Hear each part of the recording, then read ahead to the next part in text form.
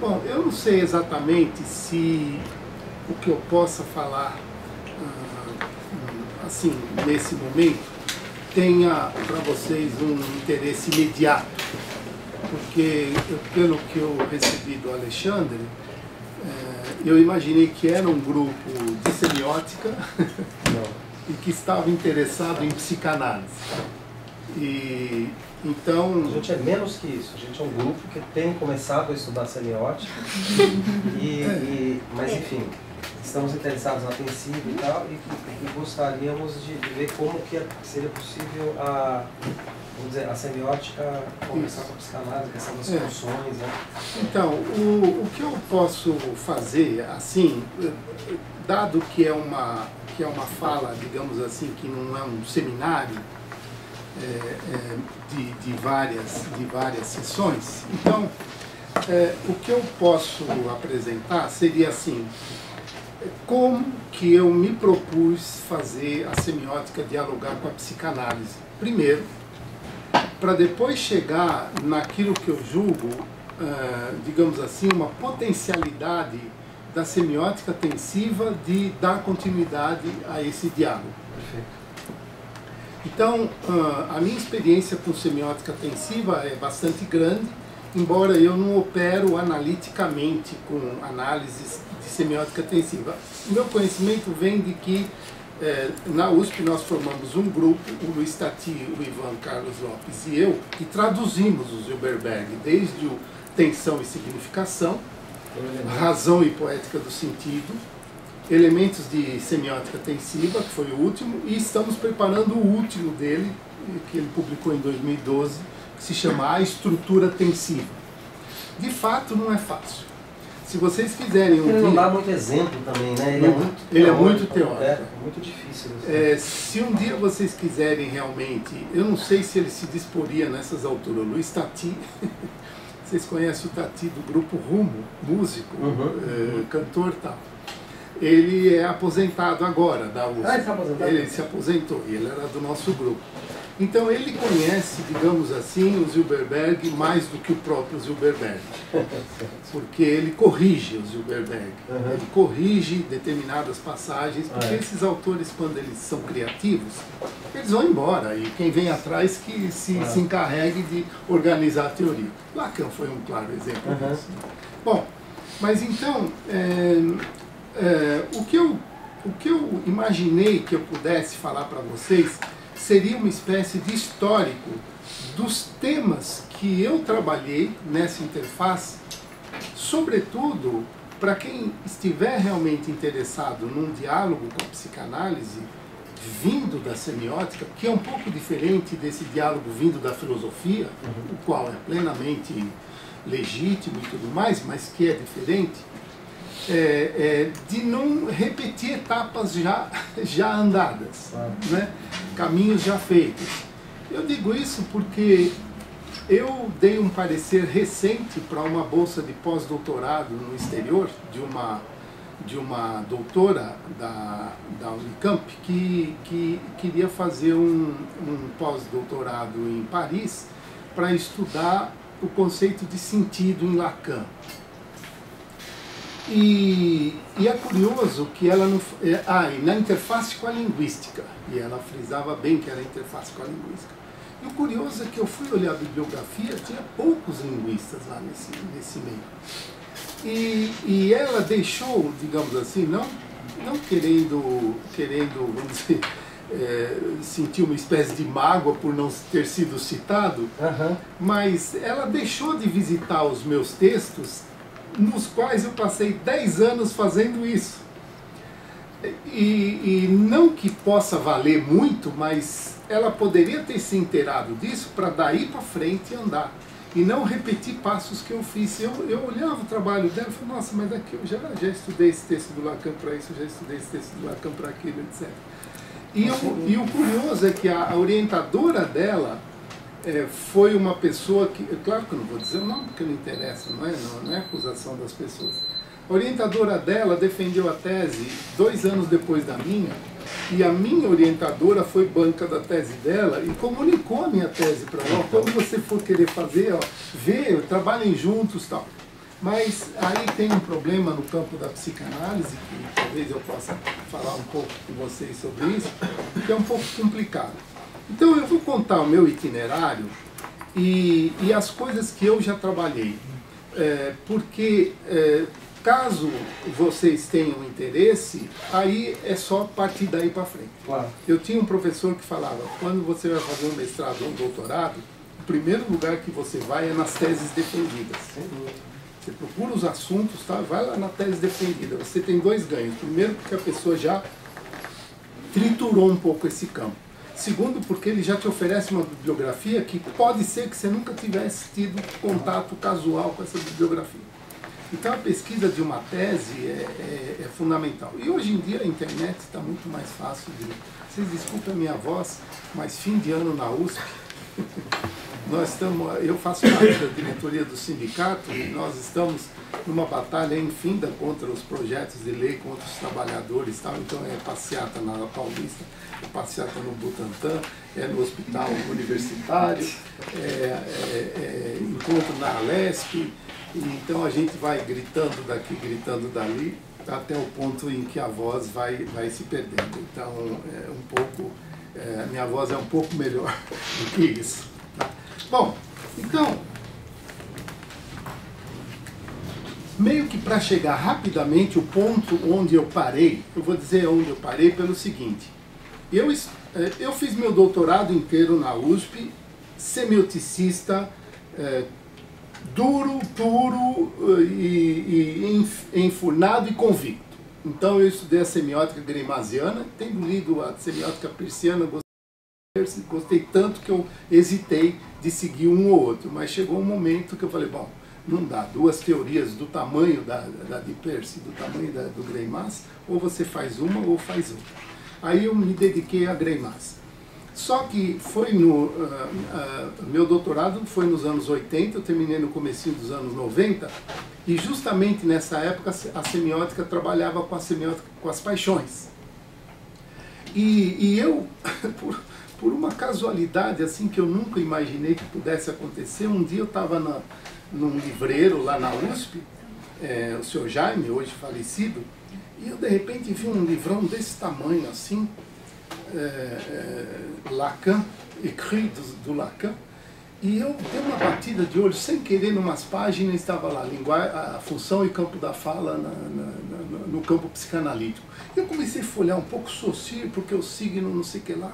Falei, pai, mas um psicanalista falando de Saussure, que coisa interessante. Bom, aí esse Jaime veio aqui no pé do ouvido, com aquela voz grave dele, e falou assim, ó, compre esse livro, ele está sendo muito vendido. A experiência de venda de livro dele me fez eu comprar o livro. E eu comprei e comecei a ficar apaixonado pela escrita mesmo do Lacan. Escrita barroca e tal, mas pouco a pouco, difícil. O francês do Lacan é uma coisa dificílima de entender. Mas obstinadamente eu fiquei 10 anos estudando psicanálise para fazer minha tese de doutorado. E minha tese de doutorado foi publicada, se chamou Inconsciente Ativerbo. Bom, eu trouxe um exemplar para mostrar, porque para vocês só darem uma olhada nos... Não, é o outro aqui.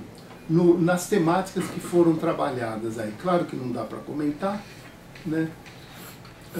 Mas assim, dá uma palavrinha sobre cada coisa, põe 100% para eu poder olhar isso. Aqui.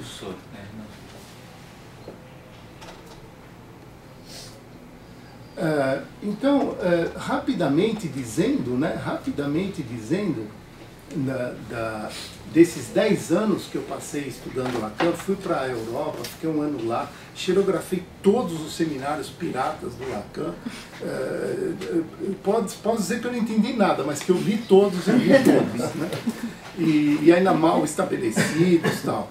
E aí eu defendi uma tese com esses capítulos aí, e para minha sorte ou destino, ou sei lá, confluências astrais ou coisa assim, eu convidei para a banca o Luiz Alfredo Garcia Rosa, do Rio de Janeiro, não sei se vocês conhecem, ele escreveu uma série de livros sobre Freud, é filósofo também.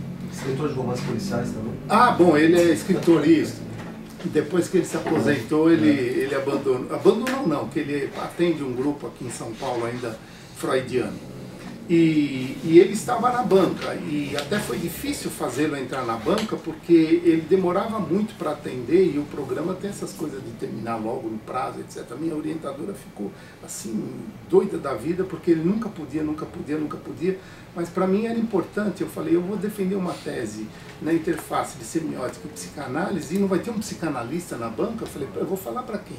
Falei, é muito fácil você falar para um ninho, né, onde os outros são passarinhos iguais a você, então não tem sentido.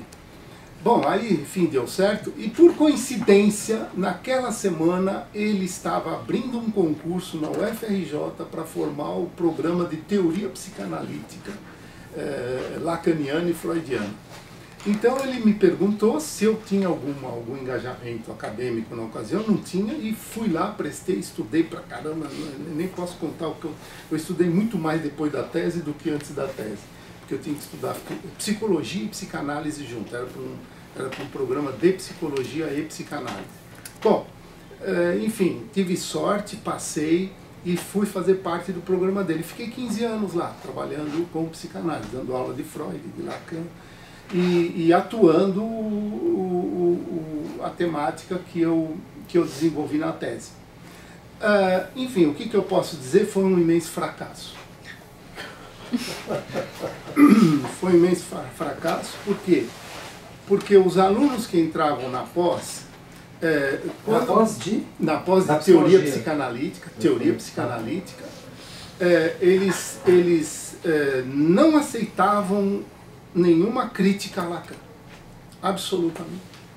Então, como linguista, eu posso dizer assim, eu sou um lacaniano do fundo do coração, mas quando eu noto que eu preciso criticar, eu critico. E a teoria do significante do Lacan é sumamente criticável quando você tem uma posição forte de teoria linguística a partir de Saussure. Então, o ponto nevrálgico era uma teoria do significante puro sem significado. Então, eu tentava demonstrar por A mais B que é impossível você conceptualizar uma linguagem se você não tem a contrapartida do significado. Porque senão você cai em equívocos do tipo. Só para dar um exemplo super simples, você tem na nossa língua a palavra sapato, por exemplo, ou a palavra cavalo, por exemplo. Se você muda um pouquinho os fonemas, tipo calova, calova, vacalo ou passota, você não forma nada na língua. E você está com os mesmos fonemas. Então, não é um aleatório. Quem decide que um significante é significante é o significado. Jacobson dizia isso. E o Lacan estudou muito Jacobson. Mas, enfim, não vou criticar tanto o Lacan, porque eu entendi o porquê que ele queria enfatizar muito o significante. Porque o significado era terra de ninguém. Era terra hermenêutica, era idiosincrasia de conteúdos imaginários. Então, não havia uma teoria forte, estrutural, do ponto de vista do significado. Então ele apostou tudo no significante. Bom, enfim, para resumir, foi um fracasso porque os alunos que queriam se formar em Lacan não aceitavam a menor crítica ao discurso lacaniano. Então, a minha função lá foi ir produzindo textos, e esse já era a tese pronta. Depois eu escrevi um outro que foi publicado, não sei se você tem... Inconsciente Sentido? Inconsciente Sim, Sentido. Esse eu já li bastante, vários artigos. Esse aqui, que o Dunker que me pediu para publicar na coleção dele. Ele já estava publicado, eu acrescentei um capítulo, depois eu comento rapidamente aqui. Então, veja, o meu problema na época era, veja, Freud é ciência, Lacan é ciência por uma epistemologia do desejo, a cientificidade da psicanálise, psicanálise caminho das luzes, psicanálise mito, logos e mitos, foi toda uma tentativa, porque na época havia uma espécie de ojeriza ao discurso científico, ao discurso acadêmico. Os 4 discursos do Lacan colocavam a academia como discurso da obsessão, então que era antípoda ao discurso da psicanálise, da histérica, né? Então, e aí, isso mal entendido significou no varejo dos psicanalistas uma recusa da ciência, uma recusa da universidade, uma recusa frontal. Tanto que eles passaram muito tempo fora das universidades. Depois foi se ajeitando, o próprio Duncan hoje está na universidade, o Joel Birman está na universidade, todo o grupo lacaniano do Rio de Janeiro está na universidade. Mas nessa época era uma espécie de anticientífico. Bom, enfim, foi uma série de trabalhos que eu fiz aí. Aí depois eu tentei provar,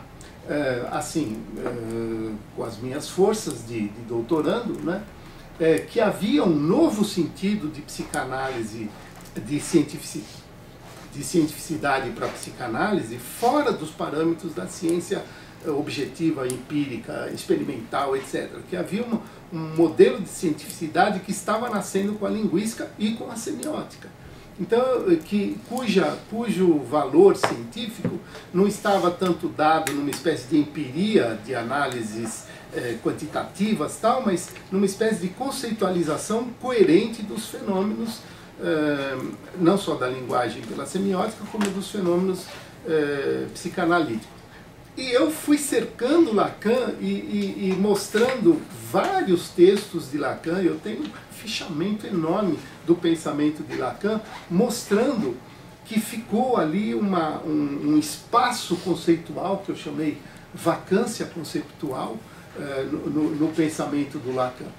Depois, os descuidos conceptuais, hipérboles e paralogismos em psicanálise. É difícil eu contextuar o que seria isso, mas dando assim um brevíssimo comentário, quando a semiótica se propôs a trabalhar, ela criou uma conceituação que é difícil de absorver, uma metalinguagem difícil, mas que ela tem essa grande vantagem, ela é democrática, ou seja, uma vez definido o conceito, todo mundo pode operar. Não fica sendo aquele tipo onde só os grandes gênios detêm a interpretância mais legítima. E era isso que estava ocorrendo com os discípulos do Lacan. Cada um se julgava melhor intérprete do Lacan do que o outro. Então aí começaram os grupos lacanianos. O genro Jacques Alain Miller formou dele. Já me esqueci os nomes de todos os discípulos dele. Foi uma espécie de diáspora, né? André Green formou outro grupo dele. Colette Soler, o Bruynot, Pierre Bruynot. Quer dizer, então, por quê? Porque o modo como Lacan projetou a psicanálise, fundada numa espécie de estilo, o estilo do próprio homem, né, estilo dele, que é muito fecundo, mas uma espécie de produção estilística não é facilmente convertida em método de análise. Daí que eu trabalhei, olha, o estilo sobre o estilo em Lacan, estilo em metalinguagem. Então, eu critiquei um pouco o estilo do Lacan, não tanto porque eu acho que ele não é fecundo, mas porque ele permitia uma série de usos dos conceitos de psicanálise de uma forma, eu diria, muito barata. Eu uso um exemplo de um psicanalista, Godino Cabas, acho que do Paraná, não sei se ele ainda está no Paraná, mas ele organizava a questão do complexo de Édipo com outro, com a histeria, e ele usava os argumentos do tipo assim: o complexo de Édipo tem a ver com o outro. Ora, o outro tem a ver com a histérica, portanto o complexo de Édipo tem a ver com a histérica. O que é esse ter a ver?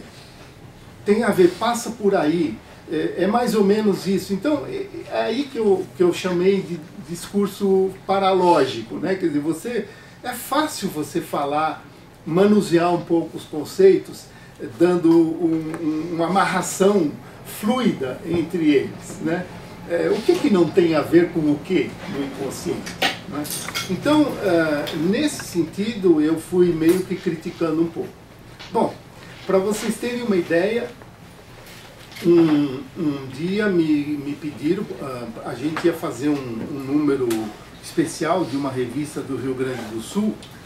Veja, a psicanálise tinha um problema sério na ocasião. A gente não era reconhecido no âmbito da psicologia.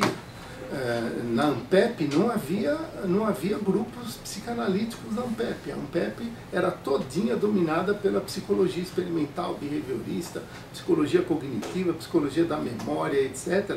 Foi uma luta dura para conseguir fazer a psicanálise entrar no âmbito seria ANPOL-D. Aqui é ANPOL também? Não. Ah, vocês é ANPOC, né? Nossa, é composto. Compós, tá. Digamos, a ANPEP é uma compós do campo da psicologia. Tá.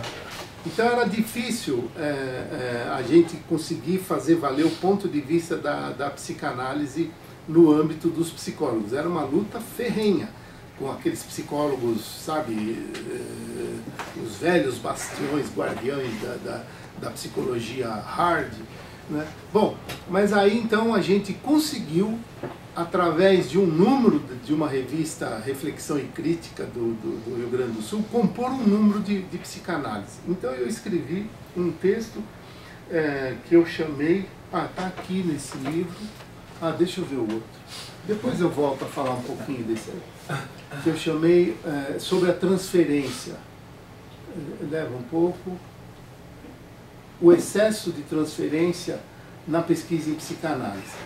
O que eu quis dizer? O modo como a psicanálise lacaniana se construiu...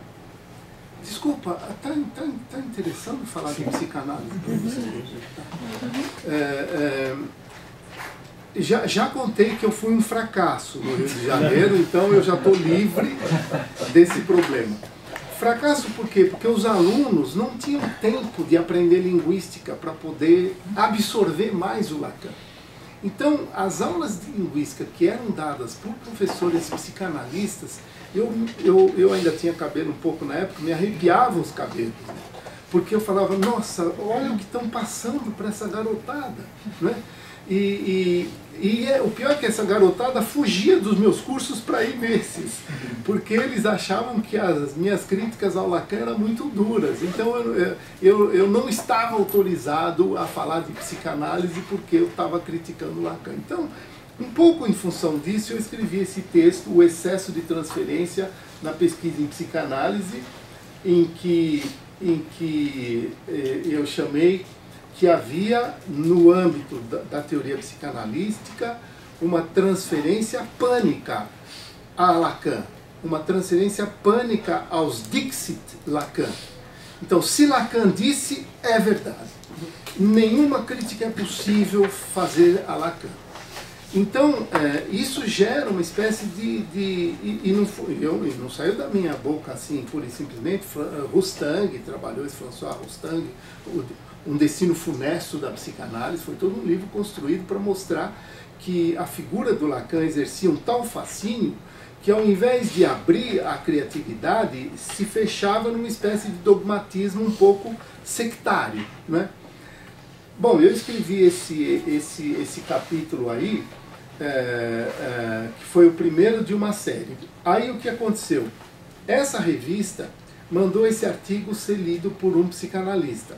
E esse psicanalista escreveu um parecer de 12 páginas, descendo o cacete no meu artigo, dizendo que eu estava completamente errado, que o que funciona na psicanálise é a própria transferência, não sei o que lá.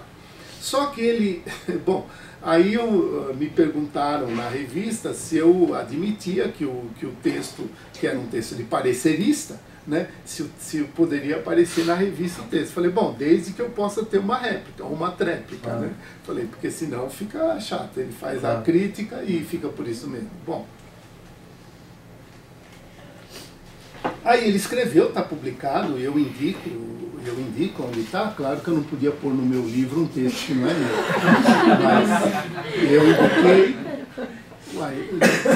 Próxima página. Aí ele escreveu contestando, mostrando que a clínica funciona por transferência. Ora, não era isso que eu estava dizendo, a clínica funciona sempre por transferência. É o discurso da psicanálise que não pode funcionar como uma transferência de sujeito suposto saber, né? E aí eu usei um pouco a semiótica. Por quê? Porque o conceito de sujeito suposto saber do Lacan, se você traduz em modalidades, vocês conhecem um pouco de modalidades da semiótica. Você traduz isso facilmente com modalidade do crer. O que é? Sujeito suposto saber é o paciente supõe que o analista detém a verdade sobre si. E Lacan diz explicitamente isso. Ele fala, o sujeito pode estar completamente equivocado, né, ao pensar assim. Mas é isso que mobiliza a clínica, é isso que mobiliza a cura. Então o sujeito suposto saber é um crer do sujeito 1 no saber do sujeito 2. Só que, se você articula no quadrado semiótico, vocês também já articulam um pouco.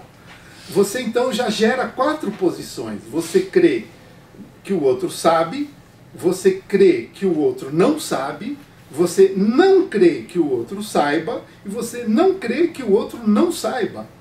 Isso já gera 4 posições modais perante a transferência só por relação ao saber. Então o que eu fiz? Nada muito genial. Eu falei, bom, como os modais são 4, falei, então a gente tem que supor que há um crer do sujeito 1 no poder do sujeito 2. O que significa isso? Se a gente não acredita na eficácia de uma terapia, você não entra nela.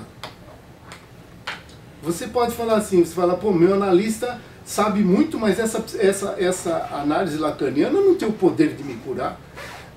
Eu não tomo um remédio se eu não tenho uma crença no poder de cura dele.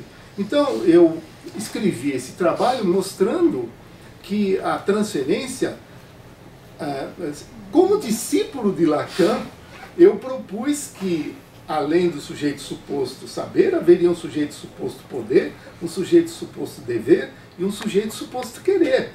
E dei exemplos, porque, veja bem, olha só a situação do poder. E sem contar que a transferência é um conceito de mão dupla. Você ter que entrar direto dentro de um grupo para fazer o famoso passe. Né? E se eu estava criticando o modo como esses grupos se constituíam em torno de uma figura do Dixit, né, que vinha metonimicamente se reproduzindo. Né? Primeiro era Freud, né? Depois o Dixit-Freud, que o Rustan criticou no Um Destino Funesto da Psicanálise, foi substituído pelo Dixit-Lacan. Então, é o Dixit-Lacan que autoriza agora como a gente vai ler Freud. Então, para mim, do ponto de vista epistemológico, eu achava que isso era um excesso de transferência. Então, teria que haver um equilíbrio transferencial, né? E eu citei Freud. Freud tem textos maravilhosos sobre a transferência. Ele fala assim, a psicanálise tem que velar pela autonomia do paciente. Ou seja, a conclusão da clínica é deixar o paciente autônomo. Ou seja, é você liberar a transferência desse sujeito suposto saber. Então veja, é a cura. O desfazimento da transferência é a cura. Se você mantém a transferência, você mantém o paciente como refém. Né? Você segura nessa posição do saber e aí o teu paciente não consegue se liberar de você. Bom, enfim. Mas o engraçado... Bom, aí eu propus esses 4 modos de sujeito suposto isso, em quadraturas, né? E um exemplo para mim que foi flagrante, um dia uma analista muito desesperada, assim, um drama terrível, ela falou assim, olha, eu sinto que eu tenho que liberar meu paciente, porque ele já fez tudo, ele está pronto para sair. O problema é que se eu liberar, eu não pago aluguel do meu paciente. Terrível. Porque ela tinha outro, ela tinha 2, então os 2 pagavam aluguel, um só não pagava. Então o que ela fazia? Ela soltava os 2 e saía da clínica, ou ela segurava um para poder atender o outro. Ou seja, qual é a transferência aí? Ela sabe que tem que liberar, mas não pode. Então ela estava sob a égide do não poder fazer. E isso a semiótica nos ensina com muita simplicidade, não é nem grandes atos geniais. Então a gente tinha que supor, e o querer também.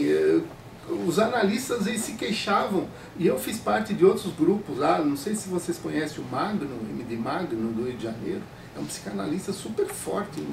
Ele é muito carismático, esse Magno. Eu segui bastante os cursos dele, os seminários dele e tal. Ele é considerado meio delirante, meio maluco, etc. Né?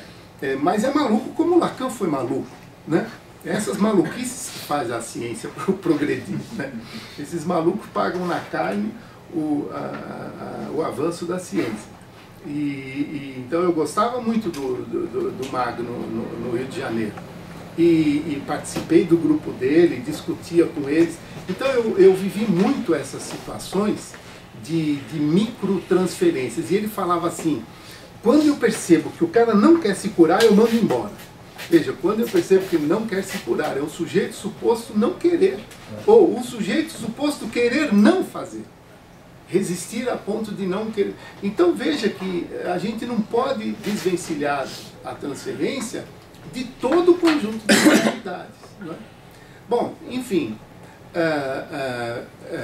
só para verificar até onde vai isso, aí começa a poder entrar a atensiva, porque essas quadraturas que eu fiz é as categorias, a semiótica categorial, a primeira, a clássica e tal.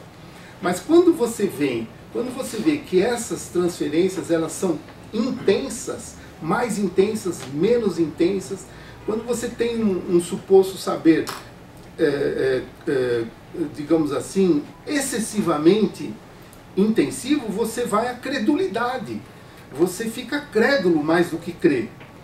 Vai a fanatismos. E se você diminui essa tensividade, essa tensão, você vai à indiferença. Então você tem graus, além de toda essa articulação em quadratura, né? Já multiplicada por 4, né, que são saber, querer, dever e poder, e cada uma delas por 4, então já são 16 posições subjetivas, né, e ainda você pode granular elas, né, quer dizer, é um poder muito forte, um poder enfraquecido, um saber elevado, um saber dissuadido. Então você pode estabelecer, e aí entra Lacan, eu vou usar uma expressão do Lacan, uma estereoscopia fina das posições subjetivas do sujeito. E aí você evita de fazer o corte anogórdio, né? Quer dizer, é histérica, é psicótico, é obsessivo, ou seja, você já molda o teu paciente naquela meia dúzia de características clínicas e perde a chance de saber que a subjetividade é muito mais complexa do que tipificadas dessa maneira. Então, no meu entendimento, era uma contribuição importante para a psicanálise, né? Ter que escrever sobre essas coisas. Bom, aí então, quando eu escrevi esse, aí veio o outro e desceu o cacete no meu artigo. Aí eu escrevi uma tréplica mostrando que a clínica é um lugar sem excessos, né? Sem excessos. O que aconteceu foi que os textos que eram divulgados para os alunos em formação eram só o do outro psicanalista que criticou. Eles conheciam o texto do psicanalista que criticou e deixavam de conhecer o texto que foi criticado e a tréplica. Ou seja, por quê? Porque eu não tinha o brevet de psicanalista, eu não tinha o salvo-conduto da clínica. Então, esse é um problema que, se vocês um dia quiserem entrar fundo na psicanálise, vão ter que conviver com essa situação. Ou vocês mergulham direto na clínica, e aí passam por esses institutos, por essa situação de transferência, e saibam lidar com essa transferência, ou vocês não serão aceitos como membro do grupo. Então, depois, durante esses anos que eu fiquei lá, eu fui produzindo artigos daqui, artigos dali, e E na minha intenção, eu parei um pouco de trabalhar com a psicanálise por uma razão simples. Eu voltei do Rio de Janeiro, eu me aposentei lá pela UFRJ, eu tinha começado a trabalhar muito cedo, e ainda na época a lei da Previdência, que vai condenar todos vocês a trabalhar até o fim da vida, não havia ainda. Então eu consegui me aposentar lá com 30 e poucos anos de trabalho, e então continuei lá. Mas aí surgiu uma vaga no departamento de semiótica, onde eu me formei, com todos os meus amigos, né, que era quase uma espécie de retorno à casa paterna, né, freudianamente dizendo. E eu vim para cá e de repente aqui também o grupo estava muito enfraquecido, tal, então eu precisei me dedicar mais à semiótica. Fomentei um pouco os grupos de alunos para tentarem dar continuidade à psicanálise e tal, mas mais um fracasso. Eu consegui fazer meus alunos estudarem psicanálise, só que eles detestaram Lacan e foram para Jung, foram para Winnicott, foram para Bion. Tem uma aluna que é psicanalista agora, kleiniana, né? E contra tudo o que eu estava tentando formar, né? Porque para mim a clínica lacaniana, tirando os excessos, tirando algumas interpretações, eu bati duro contra o Jacques Alamiller, não sei se vocês gostam muito dele, mas também por causa disso, porque a leitura que o Jacques Alamiller fazia do Lacan, por exemplo, uma das grandes teses do Jacques Alamiller é uma clínica fora do sentido, hors sens. E eu acho que isso é uma impropriedade total, né? E pior de tudo, que diz que é fora do sentido, mas não existe possibilidade, porque que é uma clínica do incomunicável. São palavras bonitas, né? É até bonito falar, é uma clínica do incomunicável, mas se você leva adiante e você vai até o fundo da gravidade do que significa incomunicável, digamos, se vamos separar sílaba a sílaba, como é que você pode fazer uma clínica se realmente a coisa é incomunicável? Então não haverá clínica, não se trata do segundo clínica do Lacan, nem uma terceira clínica do Lacan. Será uma clínica não clínica propriamente dita. Bom, enfim, então, vindo para a USP, voltei a mergulhar na semiótica, mas aí o meu itinerário foi para um itinerário um pouco mais epistemológico. A semiótica teve uma espécie de, não sei se o Alexandre já comentou aqui, uma espécie de, que a gente chama um tournant fenomenologique, uma virada fenomenológica da semiótica dos últimos tempos. E então o meu trabalho está todinho dentro da semiótica mesmo. Como eu disse no começo, eu não pratico a semiótica tensiva, mas eu defendi uma tese em 2015, que para minha sorte eu tive 2 membros estrangeiros na banca, um belga e um francês. Michel Arrivé, faz sentido para vocês, Michel Arrivé? Michel Arrivé é um dos linguistas que mais conhece Lacan que eu já vi na vida.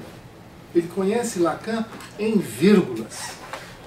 Eu assisti 2 cursos dele, ele tem vários livros, Linguística e Psicanálise, Linguagem Inconsciente, ele fala do Lacan, do Pichon, dos autores que Lacan lia. Ele conhece muito bem o Lacan, faleceu agora no começo do ano. E ele foi membro da banca da minha tese de livre docência, e para minha satisfação ele deu nota máxima, incentivou a publicação e pediu para eu publicar lá na França com muita rapidez para o tema não envelhecer. E a FAPESP me deu uma ajuda aí, não sei, caiu na mão de um parecerista amigo, a gente nunca sabe, o parecerista da FAPESP é uma loteria, que nem da loteria esportiva. E caiu, e ele aprovou, e foi traduzido, e acabou de ser publicado agora. Mas é semiótica pura. Só falo dele porque Zilberberg eu dediquei ao Zilberberg essa... Qual é o título? Bom, eu vou dar em português, a semiologia de Saussure e a semiótica de Greimas como epistemologia discursiva. Esse é o nome do livro. O subtítulo, Uma Terceira Via do Conhecimento. Mas é tudo no campo da epistemologia mesmo, da semiótica. Mas por que Zilberberg? Então eu fiz um capítulo dedicado a Saussure, um a Yamslev, esse nome não vos é familiar, Yamslev é conhecido, Yamslev, um capítulo a Greimas e um capítulo ao Zilberberg. Porque eu considero que o Zilberberg é o único dos discípulos do Greimas que levou a coerência metodológica da teoria até o limite do afeto, né? Quer dizer, do lugar mais difícil de você mostrar uma estrutura linguageira, né? Porque o afeto é considerado uma explosão do corpo, uma explosão dos humores do corpo, praticamente impossível de conceitualizar. E a teoria do Zilberberg justamente veio com essa ideia de acontecimento, com a ideia do gradiente de intensividade, ele veio dar uma possibilidade teórica na linha da semiótica greimasiana e amsleviana para a questão do afeto. Então, por isso eu parei um pouco de estudar essa interface da psicanálise. Então, se eu estou trazendo um pouco aqui da experiência que eu tive nesse campo, é única e exclusivamente para que, se alguém de vocês quiser avançar, que saibam das dificuldades. Porque não foram poucas, não foram poucas. Eu lembro que eu passei 15 anos não me engajando em grupos, a não ser do Magno, porque os seminários do Magno, vocês conhecem o site Novamente? Então, o grupo do Magno se chama Novamente. E ele tem um site muito poderoso, ele é bastante personalista também, como estilo da psicanálise, né? Assim como Jacques Lamelaire é personalista no grupo dele, né? O Magno é personalista no grupo dele. E ele tem uma leitura psicanalítica, ele é um grande leitor, ele é filósofo, ele tem uma cabeça de gênio. E a teoria dele é uma espécie de mescla de Freud e Lacan, mas para um rumo que acho que vocês em comunicação vão talvez ter mais proveito do que eu. Ele criou uma teoria chamada transformática, e que é todinha na área da comunicação. Eu até escrevi um artigo para ele, fazendo uma leitura na época que eu conhecia melhor a teoria dele, que foi publicada numa revista como é que chama a cidade do Rio? Juiz de Fora. Mas a minha participação assim produtiva foi muito pouca, porque eu ia lá meio que para ouvir, para escutar, e não para, digamos assim, compactuar com o estilo de transferências que ocorrem nesses campos.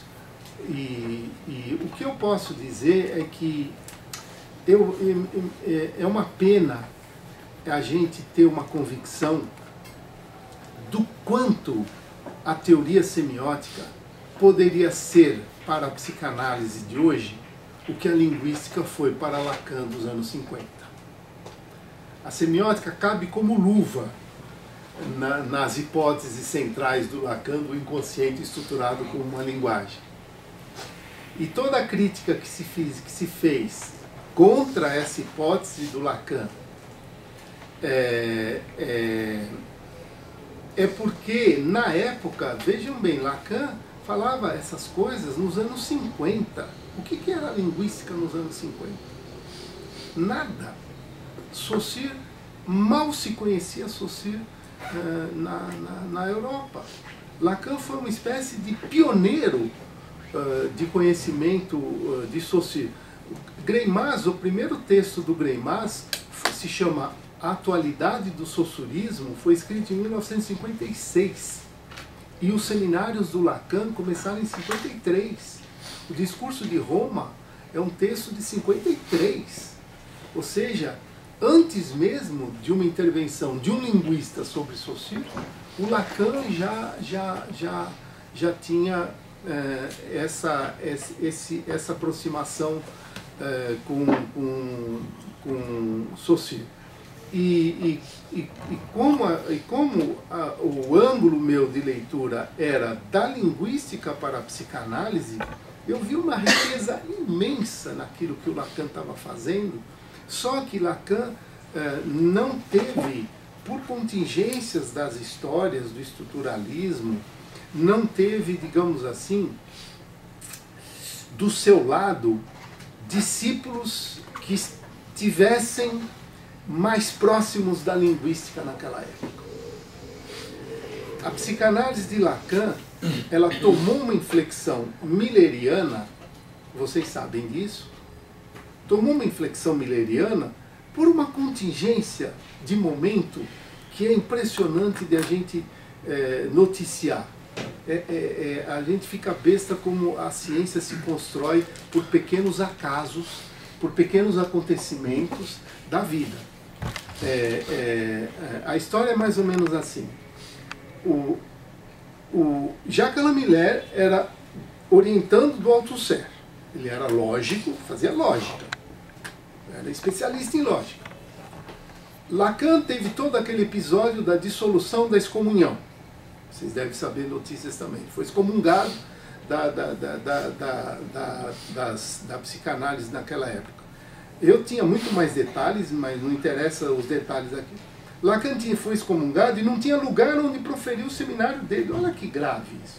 Já pensou se um dia tirasse essa sala de você e falasse assim, Idar, sinto muito, você não tem mais sala para dar o seu curso. Cara, isso é matar alguém. Na academia isso é um assassinato simbólico. Você está calando a pessoa. Bom, Althusser foi solidário a Lacan e quis abrir o espaço do curso dele para o Lacan. Só que o que aconteceu? Ele chegou para os alunos dele e falou, olha, Lacan vai vir dar um seminário aqui. Vocês têm que pegar algum texto dele, fuçem onde for, estudem nessas férias para vocês poderem começar a dialogar com ele. O único que fez isso foi Jacques Lamillère. Pegou 3 artigos do Lacan. A tese da paranoia do caso Aimé, né, que foi uma tese de psiquiatria praticamente. Um texto sobre Mariembar, que o Lacan escreveu na década de 30, 40 e tal.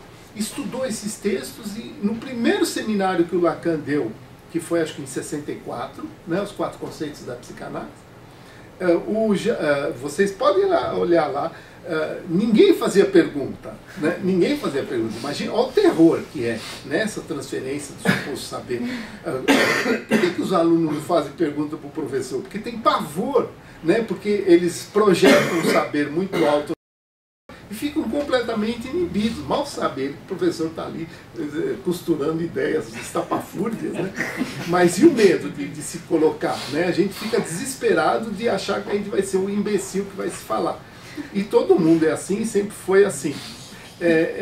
Então, e o Jacques Lamillère, então, um garotão de 20 e poucos anos na época, né? Acabou de ler, então fez umas perguntas ali, e Lacan, puxa vida, posso dialogar com alguém, né? Então ele começou, e ele, enfim, se aproximou muito do Lacan, começou a ser uma espécie de braço direito do Lacan, e continuou o braço direito do Lacan.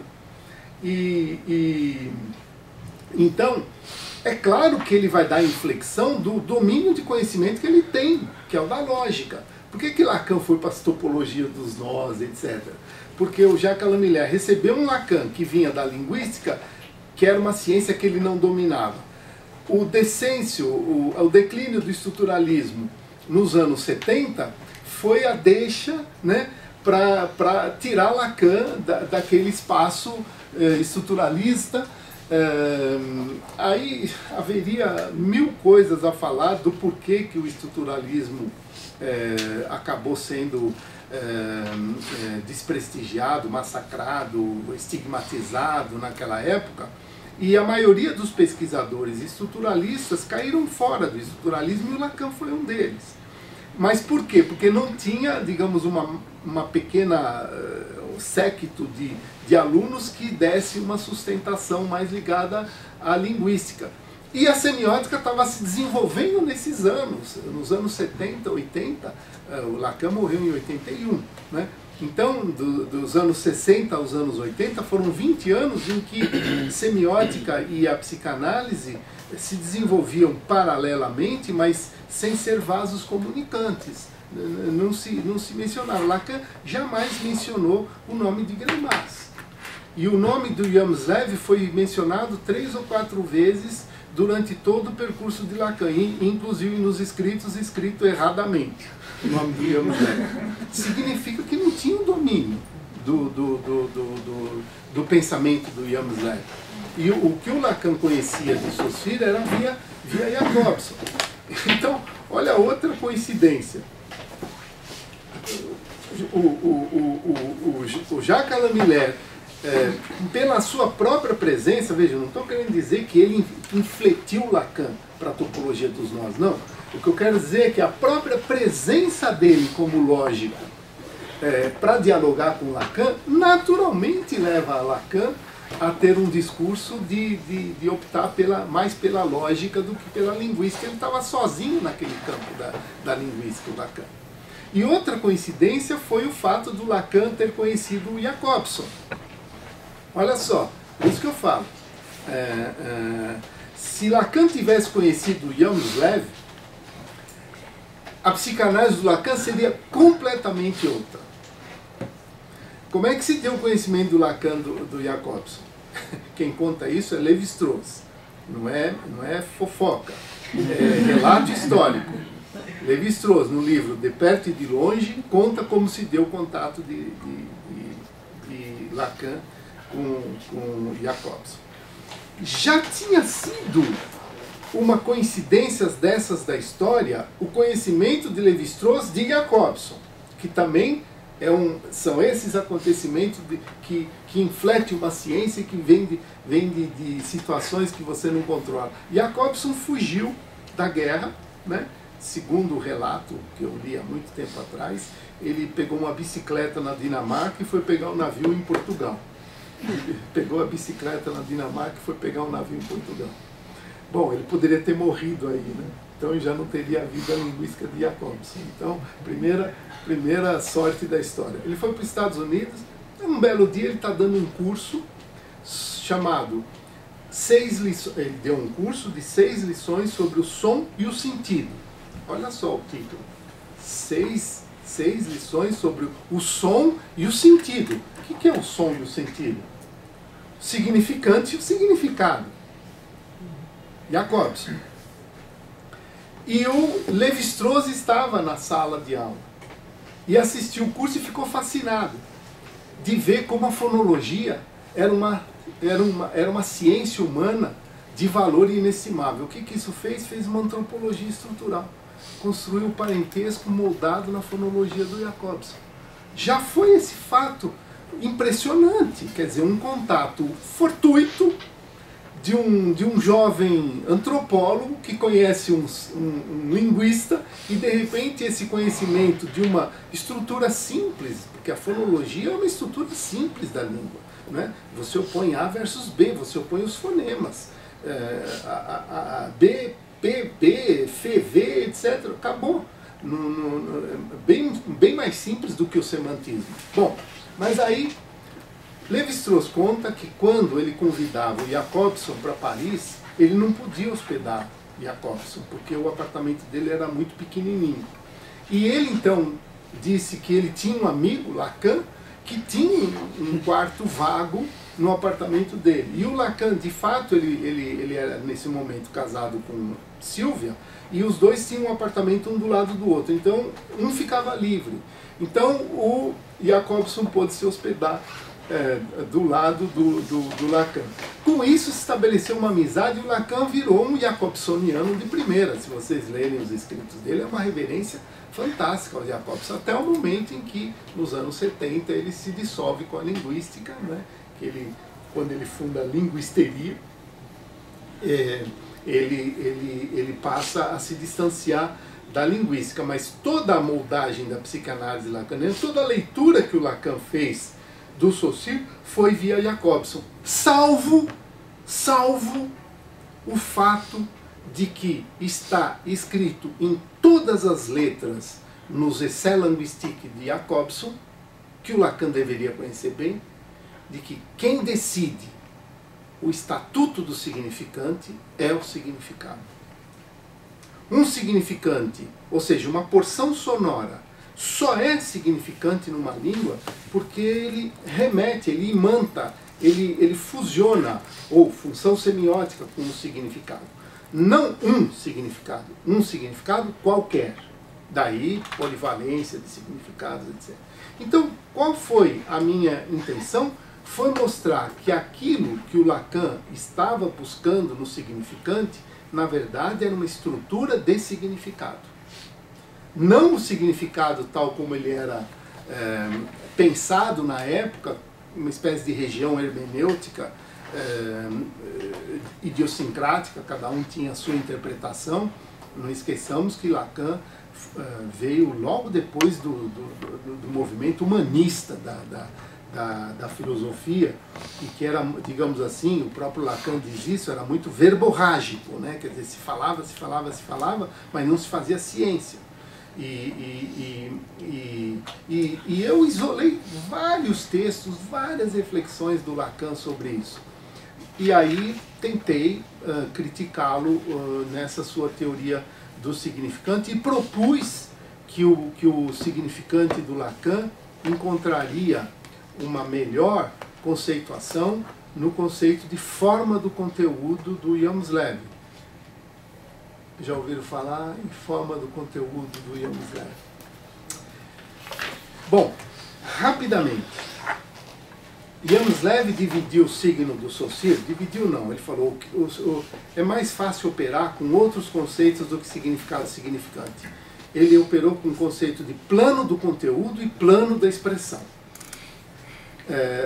Que são dois conceitos mais amplos, porque é difícil você falar em significante pictórico, ou significante cinematográfico, ou significante da dança.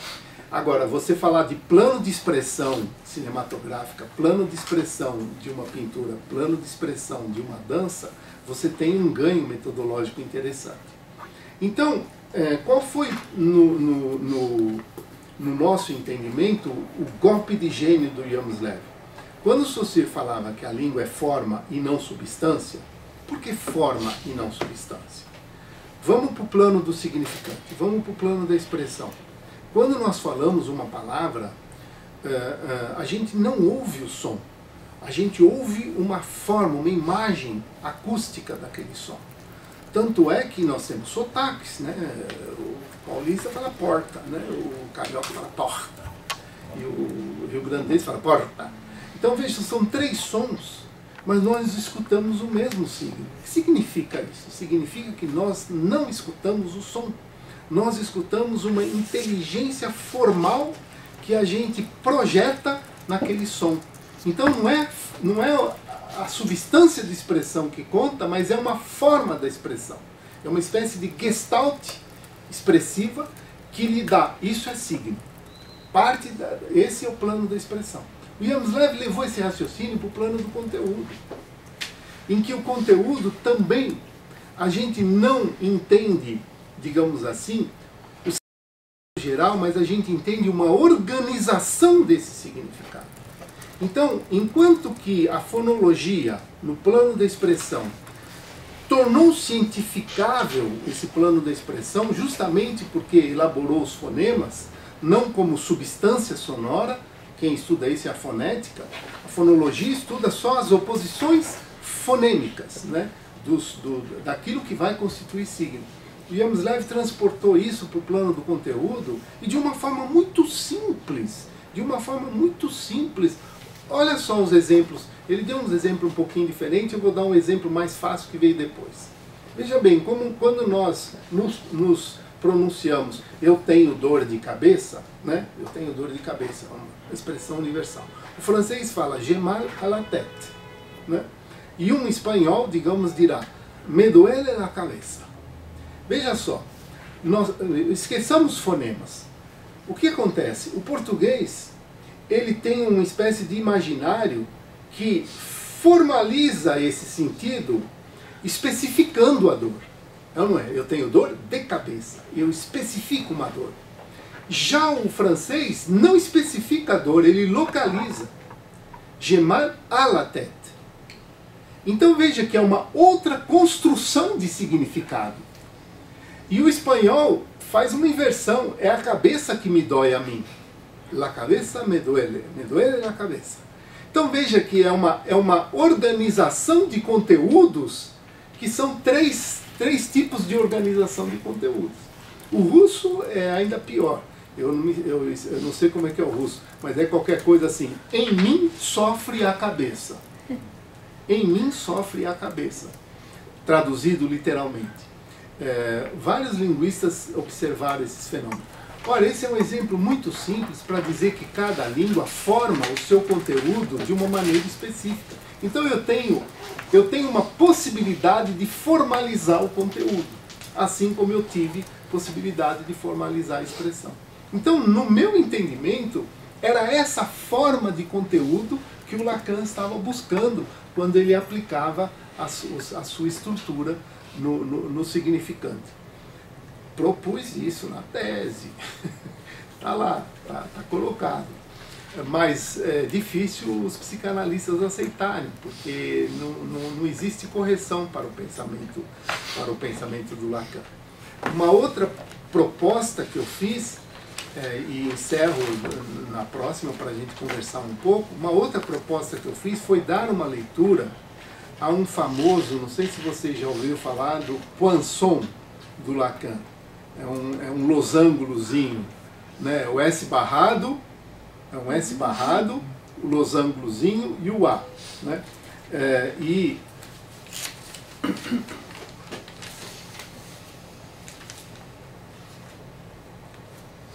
é claro que para um semioticista não é tão difícil de ter a ideia.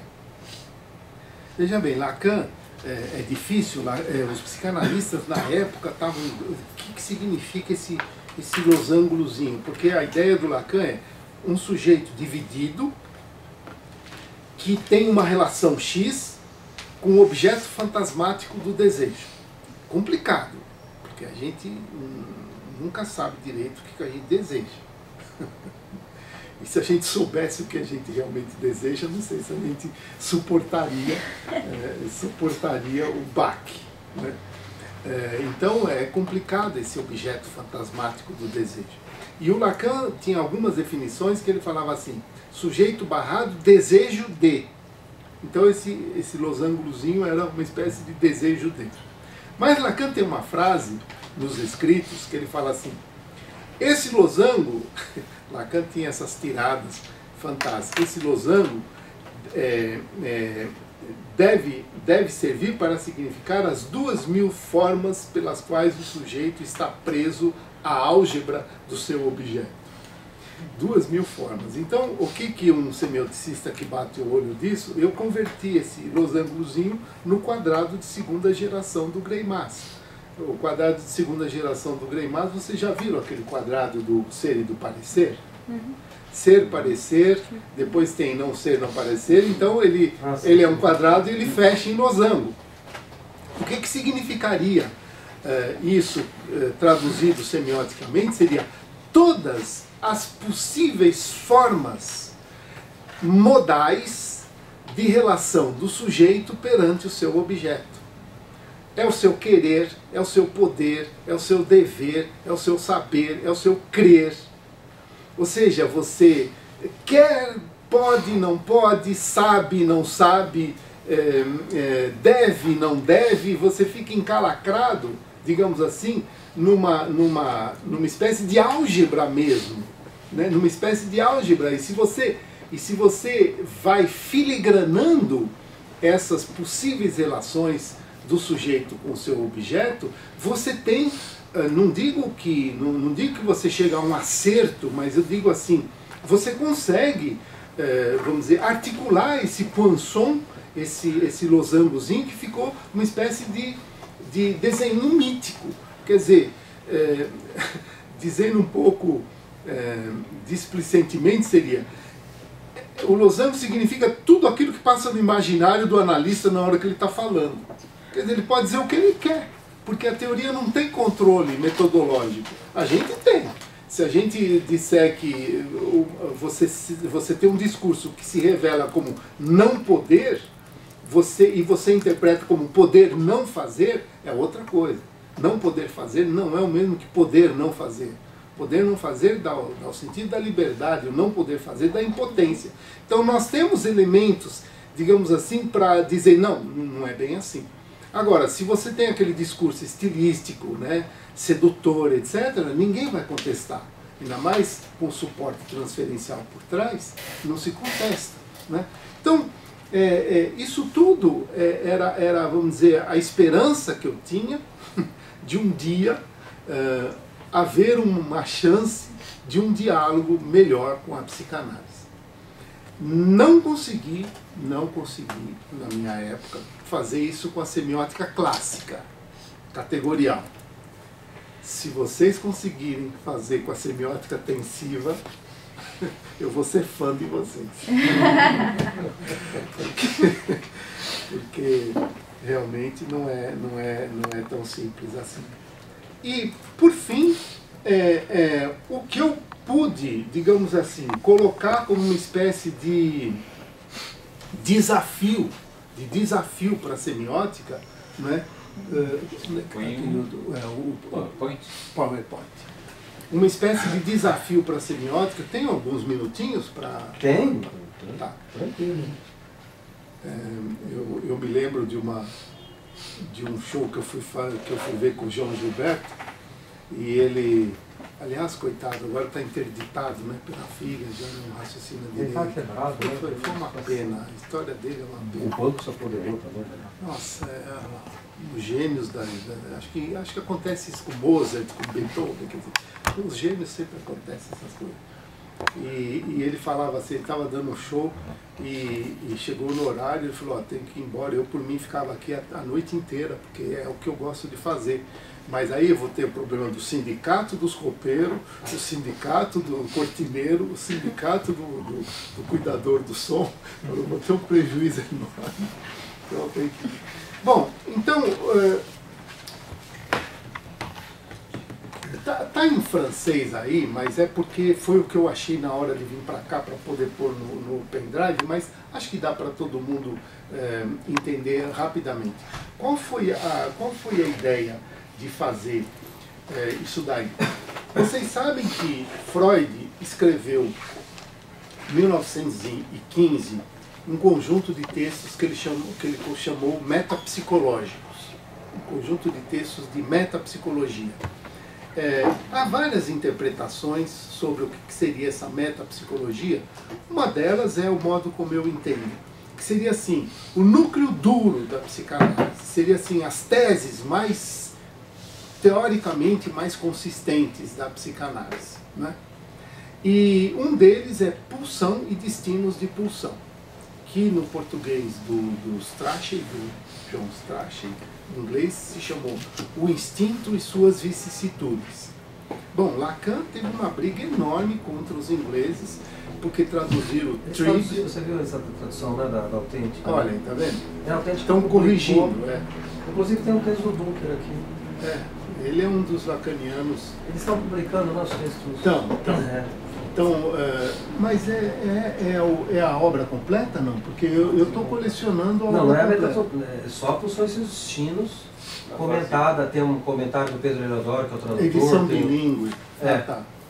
Então só tem Pulsões e seus Destinos aí. Ah, tá. Não, porque está havendo uma tradução brasileira, porque a da brasileira é da Imago, é traduzida do inglês. Olha só, tem Freud várias, escreve. né? Tem o Luiz lá do Sul. Isso, tem um monte de isso, traduções isso, hoje isso, acontecendo. isso. Né? O que Esse complica, é do Pedro Leodoro.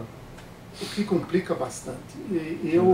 Eu sempre usei, confesso que é insuficiente, mas eu sempre usei a tradução do Ballesteros, espanhol, em 3 volumes, por uma razão simples, porque Freud prefaciou e falou que ele tinha entendido tudo do psicanalista. Claro que foi demagógico, né? Mas enfim. Então, na minha leitura, e eu posso colocar Lacan nitidamente no esquema. Na minha leitura foi assim. Freud escreveu esse texto sobre pulsões e destinos de pulsão.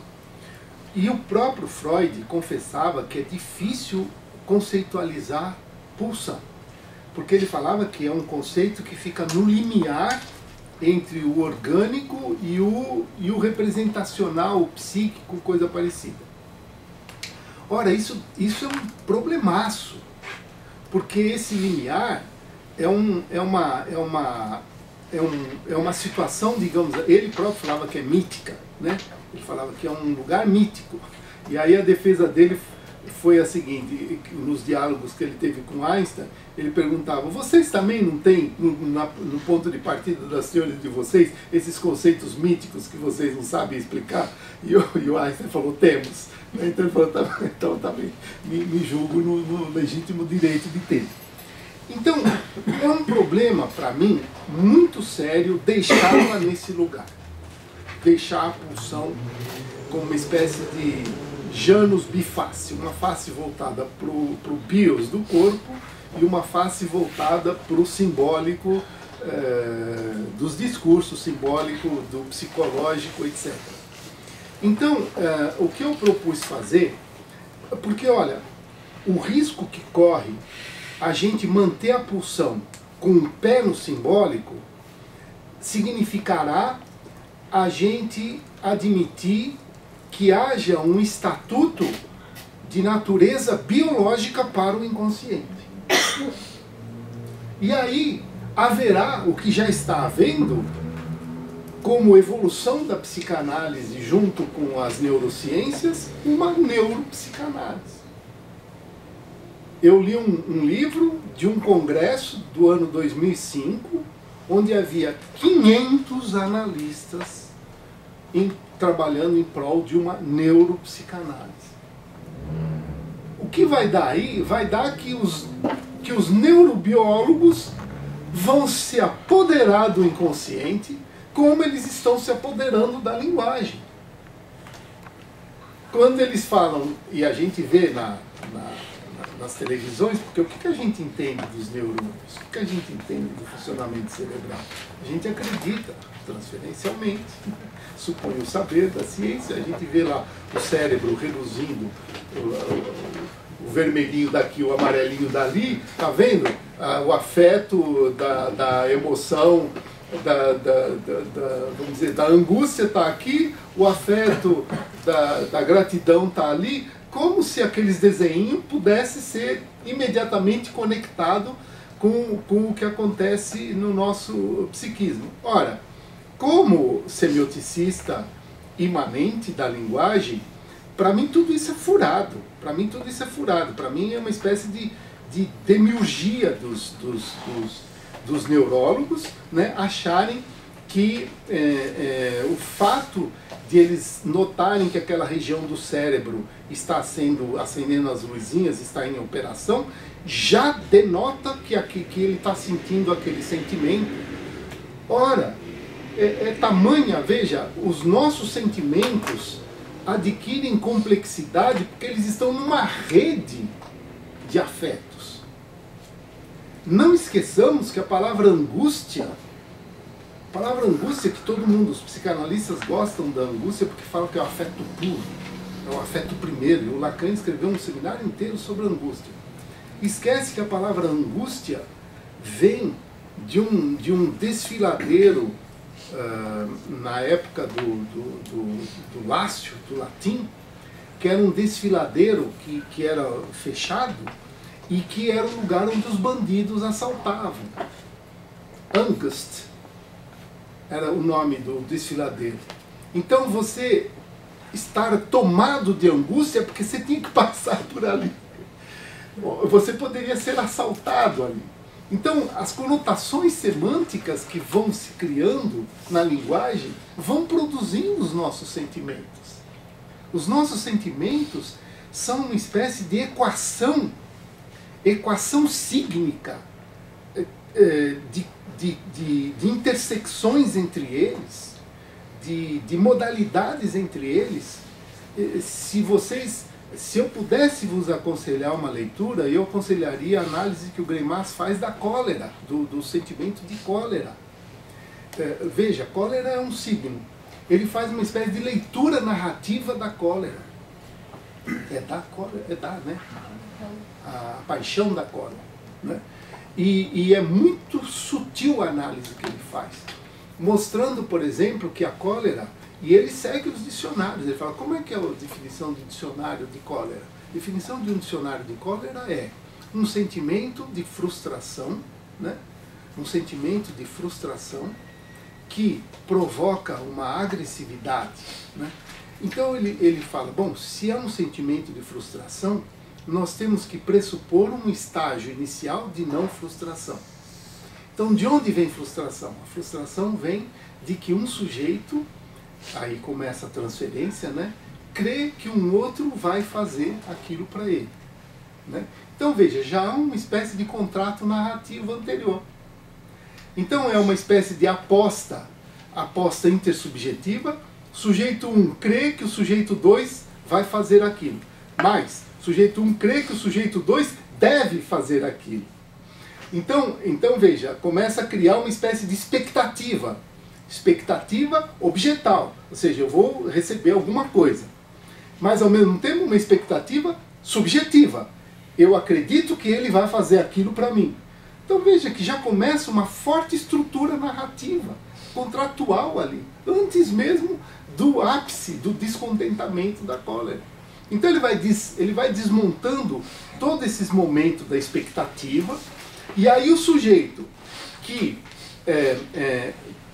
projetou essa expectativa no receber aquele objeto e não recebe, e projetou essa expectativa na ação do outro que não vem, ele começa a se autoavaliar, que crédulo que eu fui.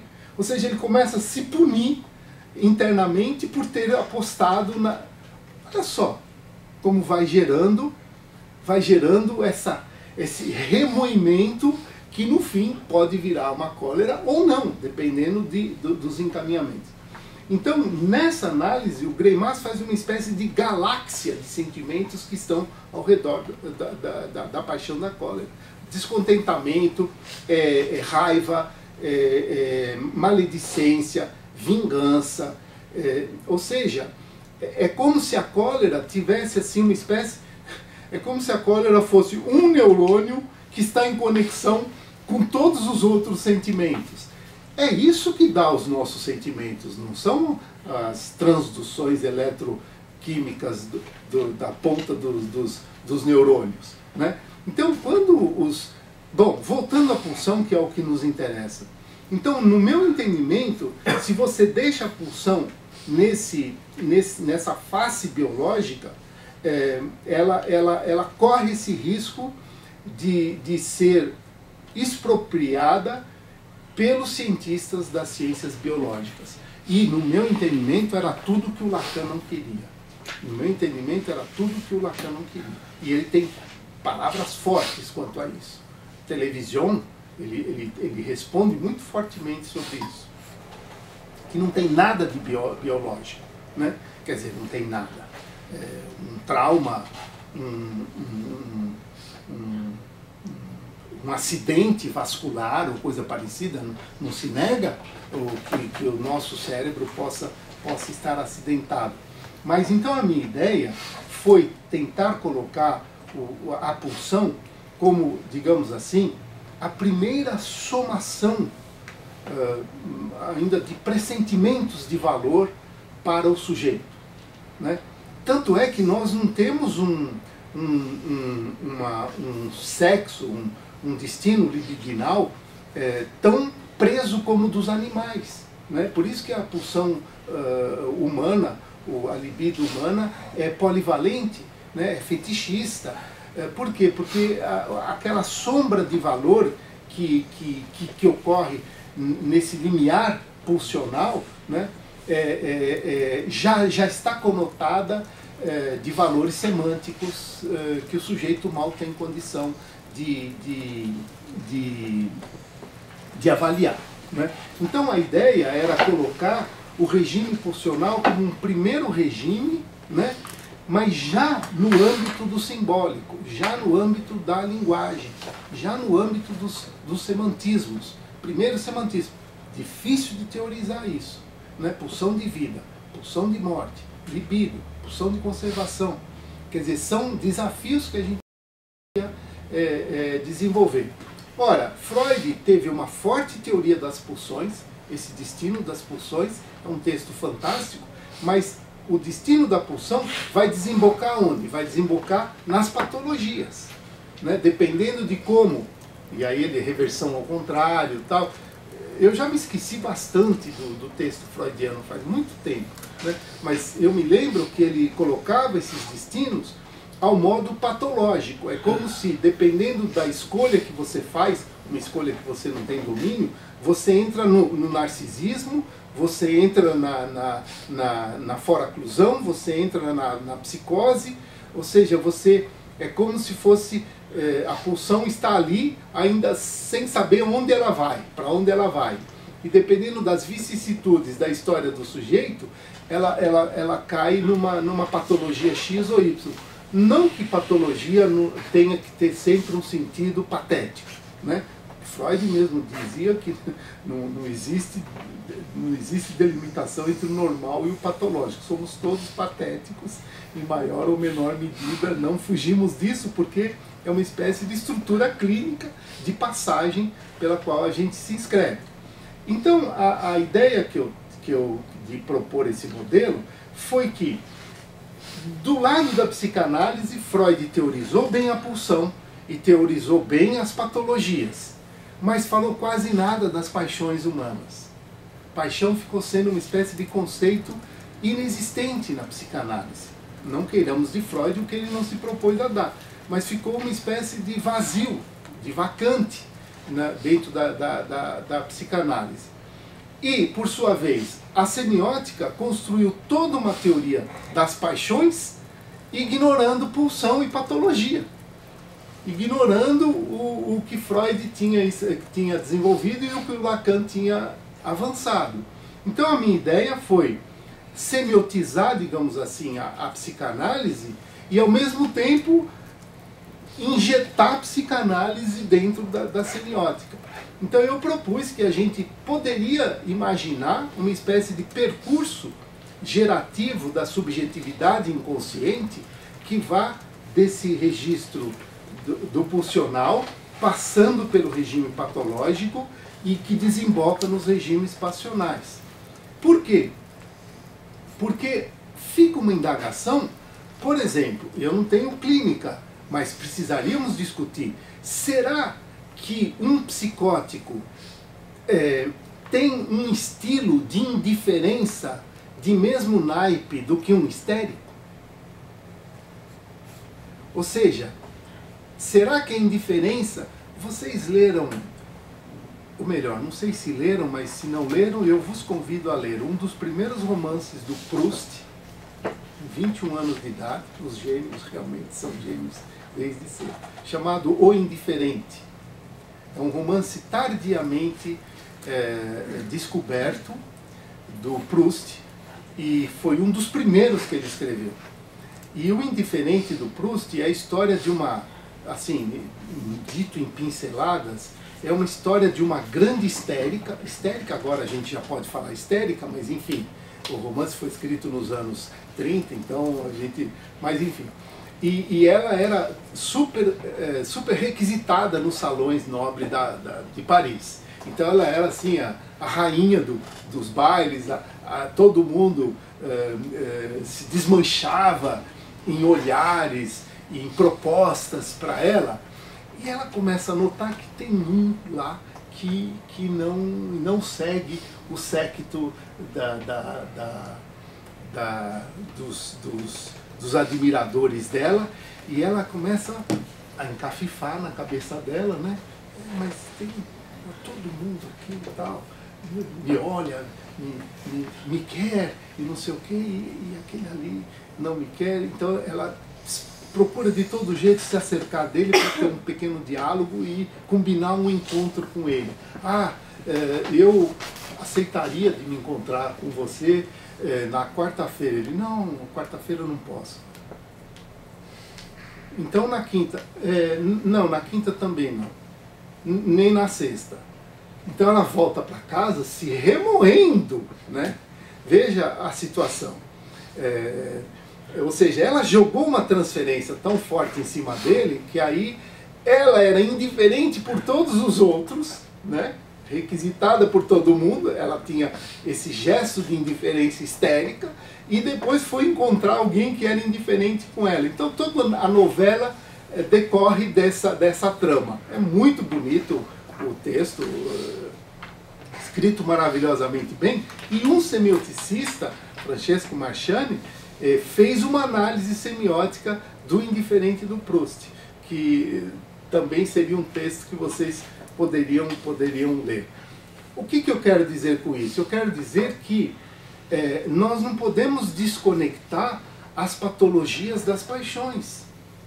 A raiva, cólera, gratidão, ternura, afeição, são vividas por estruturas patológicas e tem uma diferença nessa vivência.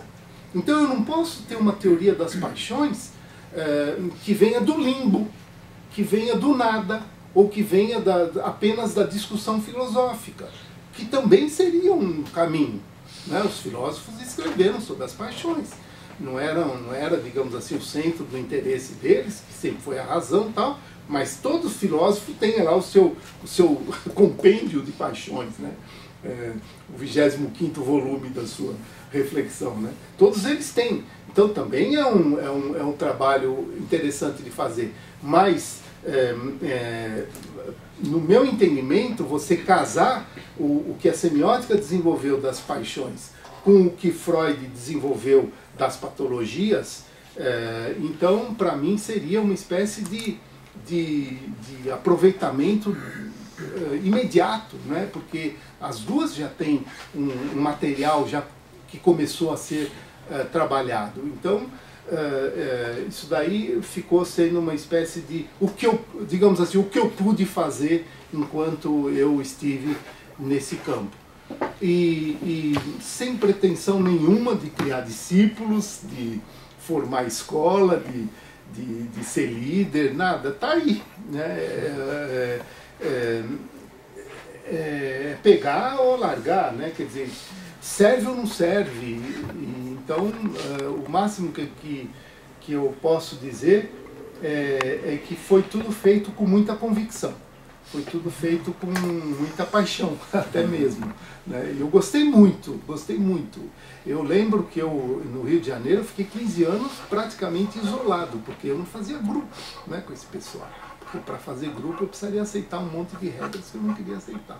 Então foi a minha esplêndida solidão, né? Eu mergulhava em Freud e Lacan com gosto, e era onde... Não sei se é meu desejo, não sei se era meu objeto fantasmático, sei lá o quê, mas enfim, foi o que deu para fazer nessa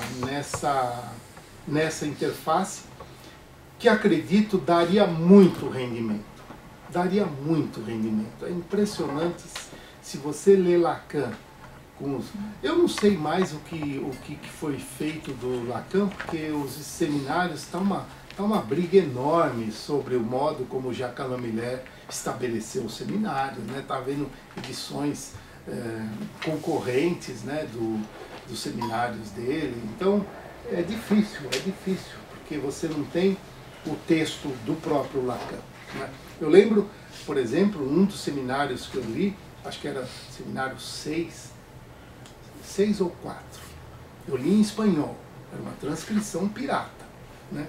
Mas tem uma frase de Lacan que para mim deveria ser o emblema do inconsciente estruturado como uma linguagem, que ele falava assim: o sem sentido que eu quero dizer do inconsciente não é sem significação, mas sim é a face recusada que o inconsciente oferece do lado do significado.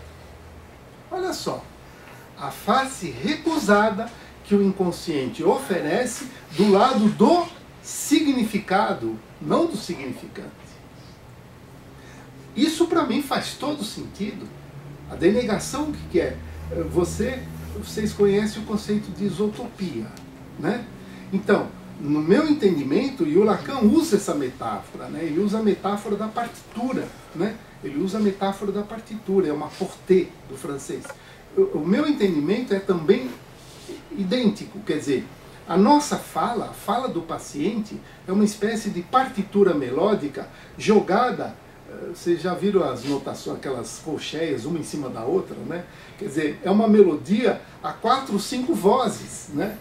Em que uma delas é a voz do recalque, e ela fica ali sendo executada na surdina, né? E você recalca ela, você não deixa ela florar. E quando é que ela flora? No ato falho.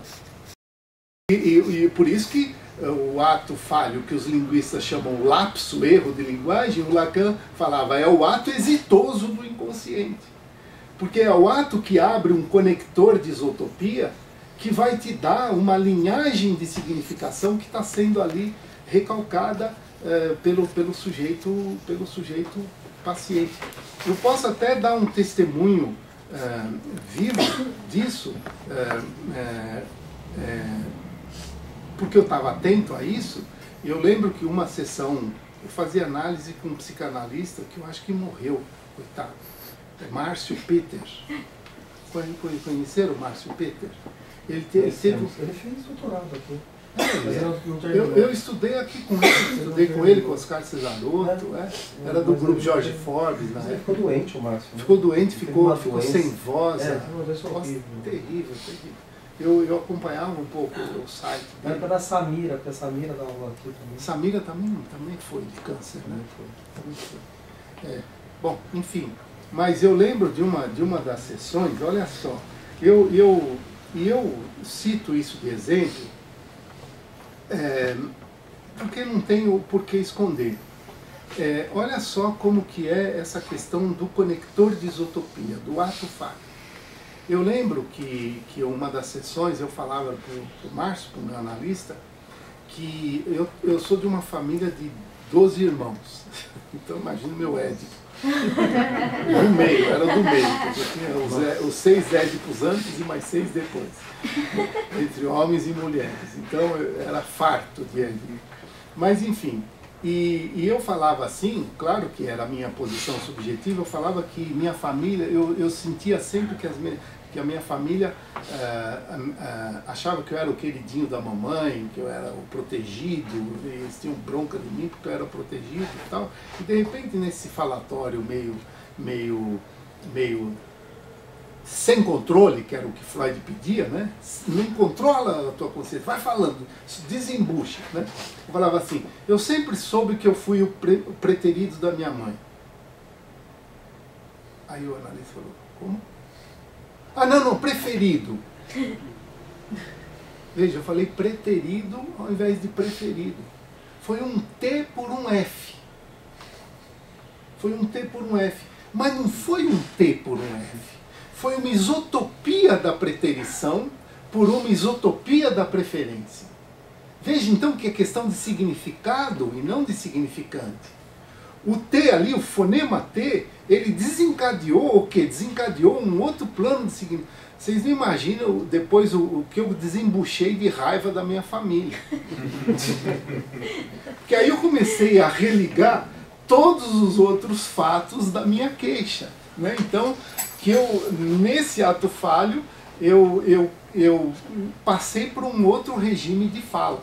Então por isso que quando eu fazia questão de dizer que o que dava o estatuto que o Lacan procurava no significante, nos atos falhos provocados pelo significante, não era exatamente incidente no plano de expressão, no fonema, coisa assim, mas sim nas isotopias de significado que isso abriria. Aí faz sentido a frase de Lacan, é a face recusada que o inconsciente oferece do lado do significado, né?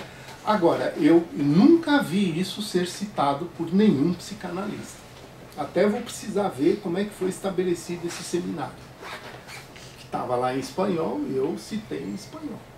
Agora, se o Lacan falou realmente isso, ele é meu herói. Agora, se ele não falou isso, eu preciso criticá-lo. Bom, estou aqui para conversar com vocês. Agora a partir do que vocês quiserem. Não sei se vos interessou, mas como eu não estou mais trabalhando direto com isso, eu até estou protelando, eu queria dar um curso de pós sobre psicanálise e semiótica, eu comecei a dar um, mas aí a vida da gente da universidade não permite tanto o desejo da gente. É um conjunto. E também a responsabilidade de formar o semioticista. Como a gente acredita na teoria, é difícil ver ela não ser mais difundida, né? E a gente é muito pouco. Muito pouca gente no grupo. Então, mas eu tenho, digamos assim, a psicanálise no canto do coração, né? A minha psicanálise, pelo menos, o meu Lacan. Bom, gente, fico aqui à disposição, se não tiver nenhum sindicato aqui, ao que vocês acharem interessante perguntar, fico aí. Ali é onde você chegou, você não chegou a desenvolver isso não posteriormente. Joguei aí não deu tempo. Aliás, eu vi uma piadinha assim, que é a piada do professor. Escrever na sua tumba: desculpem, mas não deu tempo.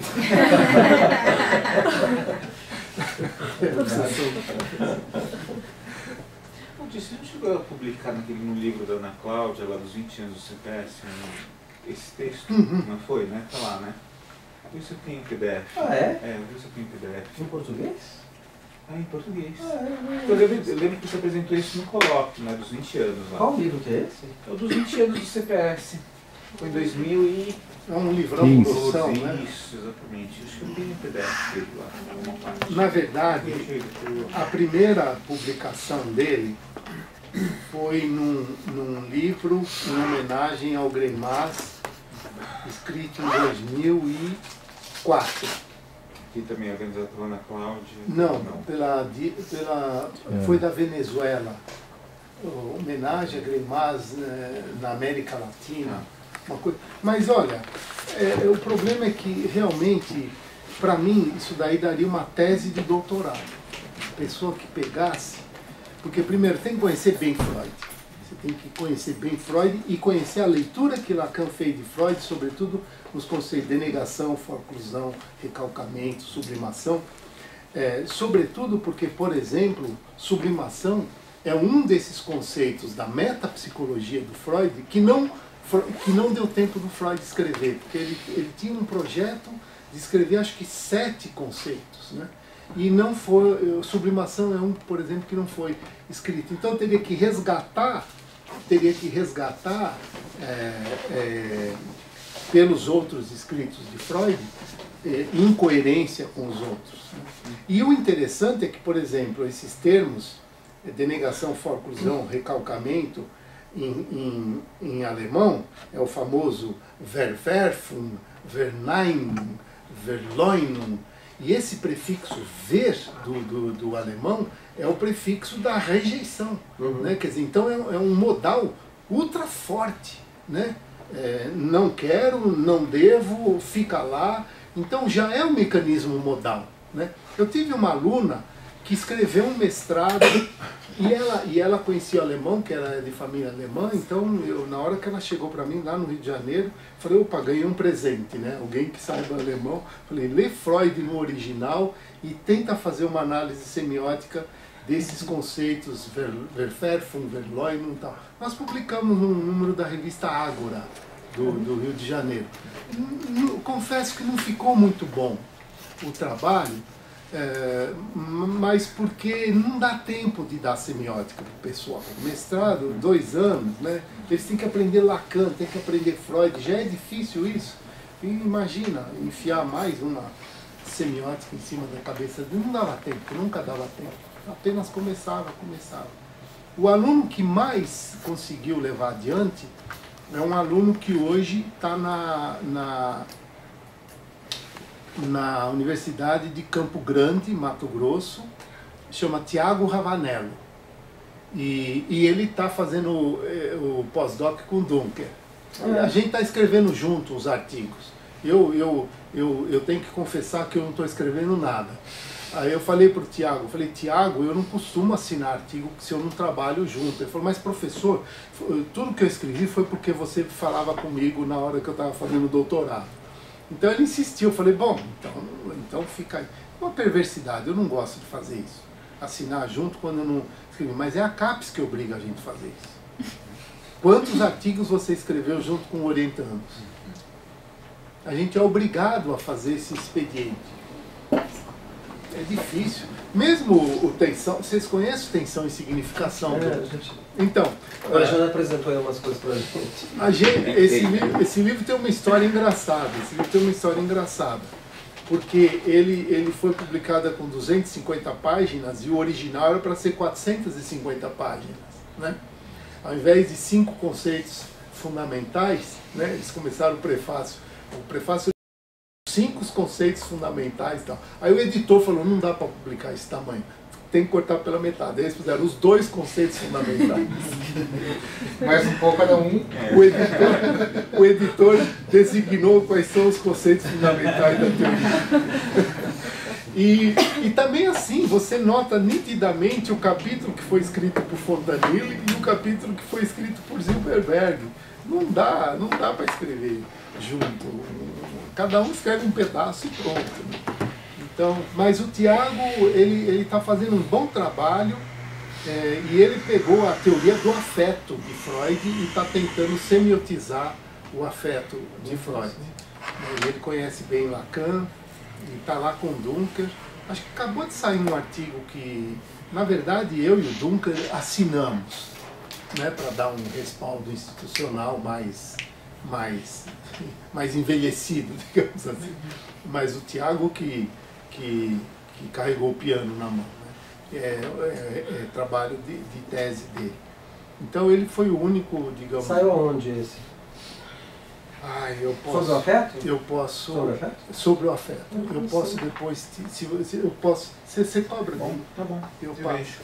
Saiu recente, nem eu sei direito o que está escrito lá dentro. É bacana, né? Depois ele está trabalhando. E se o Dunker assinou, seguinte... Eu acho que é desse que eu vi. Eu peguei uma tese da UFRJ, que é acho que é do deve Tiago. Ser do Tiago, então. Deve ser do sobre o Dunker esteve na banca. Atensiva com a... Isso. Com Freud, acho que deve ser. Então. Só que o Tiago não domina ainda bem a tensiva.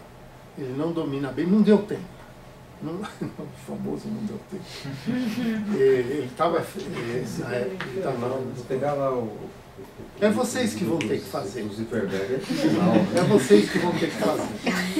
O tensão e significação, acho que ainda dá para encarar, a gente vai lendo e tal, mas o elemento que eu acho que tem sido é muito... Porque existe um conhecimento de linguística que a gente não tem, né? É verdade. Ele cita muito Lindsley e tal. Eu já li. Faço um monte de questões ali para ele e tal, mas... É verdade. Agora, se vocês quiserem... E ele é muito obsessivo também, ele fica pegando todas as... E ele não exemplifica nada também, então é muito abstrato, né? Muito abstrato mesmo. Porque o tensão e significação, eles têm exemplos, ele lida, né? Trabalha um pouco, né? Trabalha. Agora, ele faz análises de literatos muito fortes, né? Flaubert, Baladé, ele analisa, aí, acho que ele considera aí a hora do exemplo. Agora, não sei, talvez no segundo semestre o Tati vai dar um curso de semiótica na USP. Porque o Tati está aposentado, mas ele está vinculado ao programa. E o Tati só usa a semiótica tensiva. Eu li aquele livro dele do Guimarães, é lindíssimo. Então, o Tati, ele, não sei, não está garantido, mas ele, de ano sim, ano não, ele dá o curso de semiótica e é semiótica tensiva. Então, de repente, eu não sei se ele toparia um convite para fazer um mini curso ou coisa parecida. Eu acho que quando a pessoa se aposenta e tem o violão do lado, com certeza. Vai sem compor, né? Então, eu vou dar um curso também, mas o meu curso desse ano, do ano que vem especificamente, vai ser demonstração da tese para os alunos. Porque a ideia da minha tese é estipular que é meio mirabolante, meio delirante, sei lá o que vai restar quando as críticas começarem a chegar. Mas eu estou propondo duas teses importantes ali, que é dizer que o mundo humano, tal como ele se apresenta fenomenologicamente, não é um mundo realista das ciências naturais, e sim é um mundo imanente da linguagem.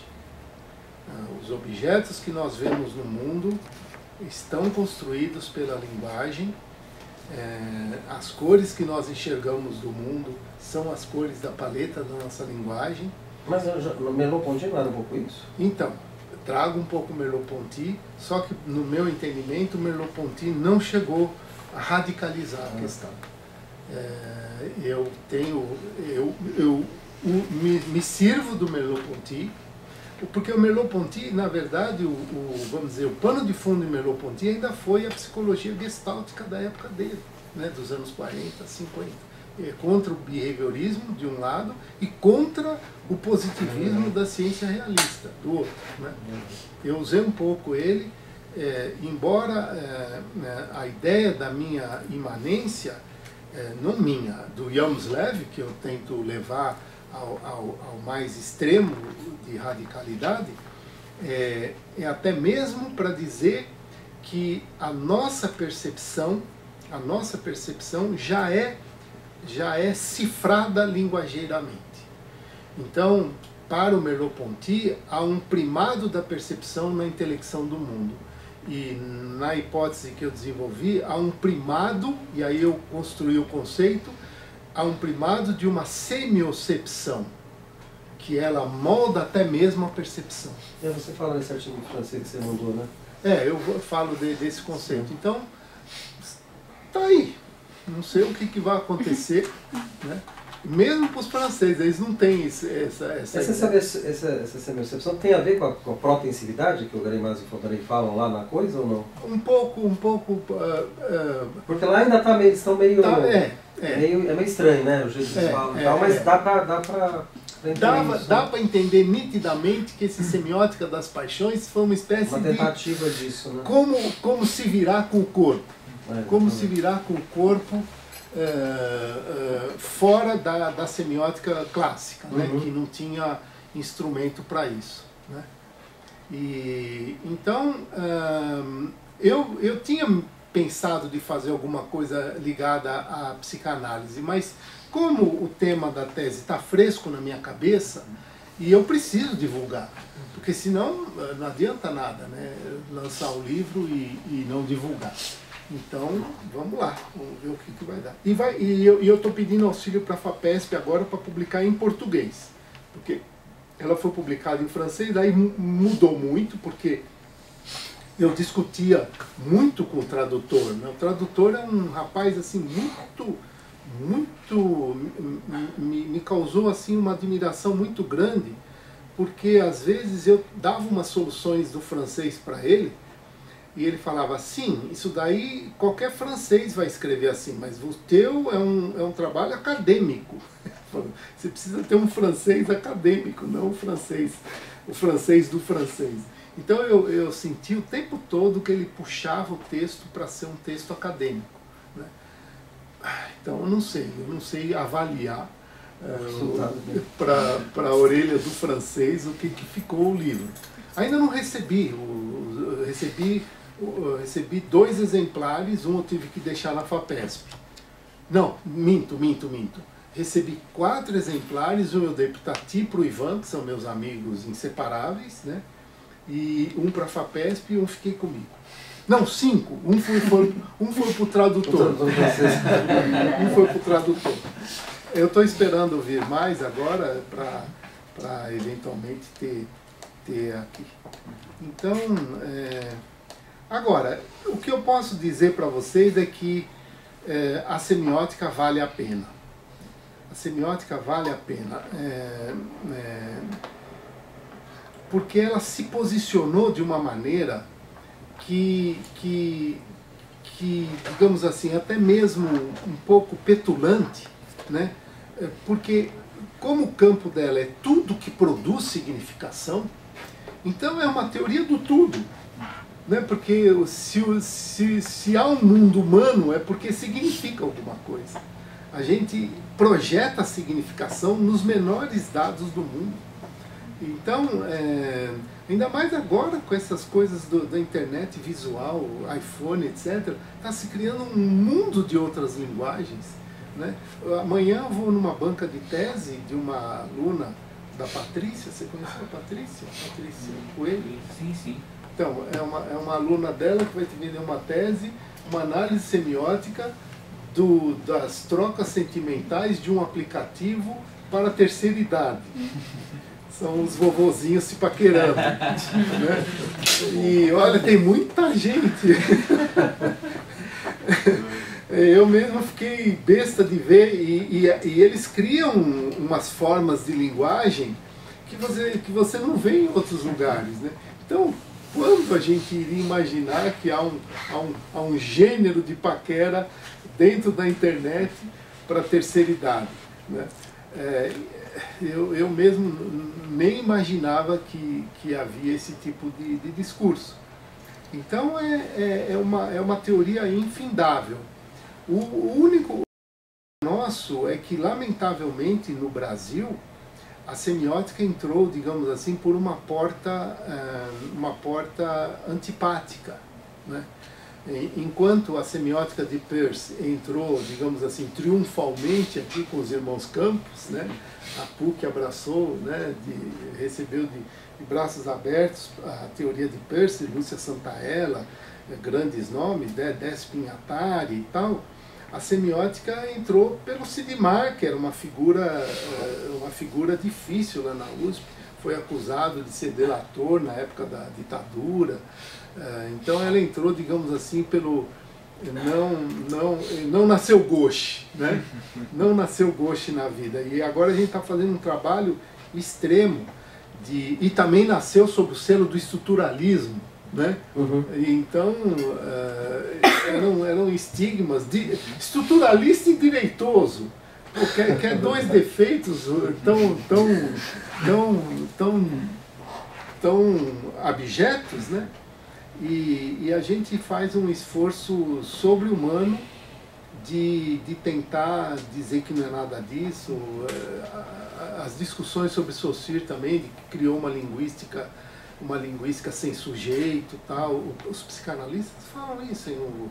O Milner, ele tem um texto, eu escrevi um texto bem agressivo contra o Milner, tá? Eu escrevi para o Arrivé, para o Michel Arrivé, ele publicou em francês, e está aqui nesse livro. Eu dei o título.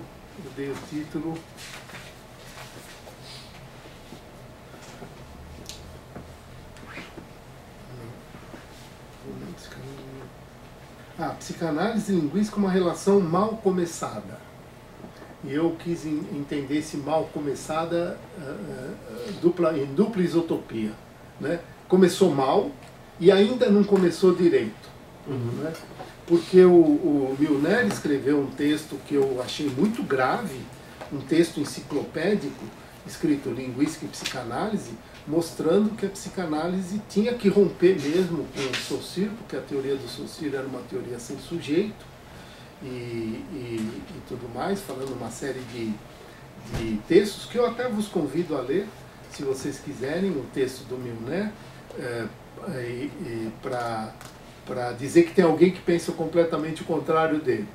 E eu achei no dever de bater duro, porque o Milner teve uma formação, eu não sei bem a história da formação do Milner, mas alguém me disse que ele foi meio que rejeitado na linguística da época dele, ele foi fazer uma pós com o Chomsky. Então a linguística que ele tem na cabeça é a linguística do Chomsky, ele conhece, é uma pessoa inteligentíssima, filósofo inteligentíssimo, mas ele tem uma espécie de, eu diria, um recalquezinho lá contra a linhagem saussuriana, e escreveu um texto enciclopédico que vai ser lido por estudantes em começo de carreira, neófitos, né? E jogar tintas fortes assim contra a linguística do Saussure, eu me senti na obrigação de retrucar, claro que sem o efeito, porque ele é muito mais lido, sem dúvida, mas era a minha obrigação de retrucar isso. E eu escrevi um artigo bastante irônico contra esse texto do Milner. E para dizer que, infelizmente, a linguística não foi bem vista nem dentro da psicanálise do Lacan. André Green teceu críticas ácidas contra Lacan, dizendo que o Lacan desenvolveu uma teoria da representação e baniu o afeto da teoria psicanalítica. Foi uma ojeriza, ele usa termo, o texto dele é teoria do afeto, uma teoria do afeto, do André Green. E ele joga tintas fortes contra Lacan, e em 1973 foi o livro dele. E engraçado que o Lacan, na minha leitura, respondeu de imediato no Television. Porque o Jacques Alomiller fez uma série de perguntas para o Lacan no Television. E são frases que eu decoro praticamente, né? O Lacan disse assim: agora, o que deve ser pesado é como a tese do inconsciente estruturado com uma linguagem permite verificar mais seriamente o afeto. Olha só, como uma teoria do inconsciente estruturado com uma linguagem permite verificar mais seriamente o afeto. E um pouco antes ele falou, o afeto não é uma explosão do corpo, etc. O afeto são discursos que brotam do afeto, não é uma explosão biológica do corpo. Né? Ele tem um final de um seminário que ele fala da vergonha, não foi no 17, os discursos, eu não lembro. Ele tem um final de um que ele fala da vergonha. No seminário 10 do Augusto ele fala coisa semelhante em relação ao afeto. Mas essa vergonha eu acho que é posterior. Ele fala do afeto, que a linguagem afeta, né? E ele tira essa ideia antropológica, biológica do afeto também, a partir do Freud.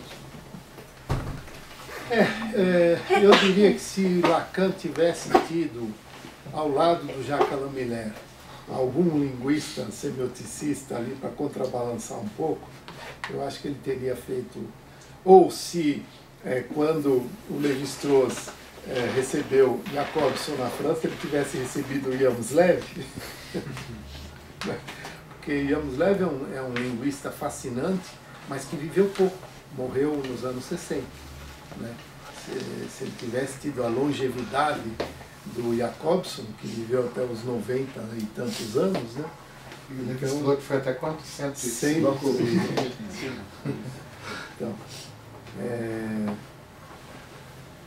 Então, por isso que eu aposto, sabe? Eu aposto na teoria semiótica do modo como foi desenvolvida por Greimas e ultimamente o do Landowski também é uma bela teoria.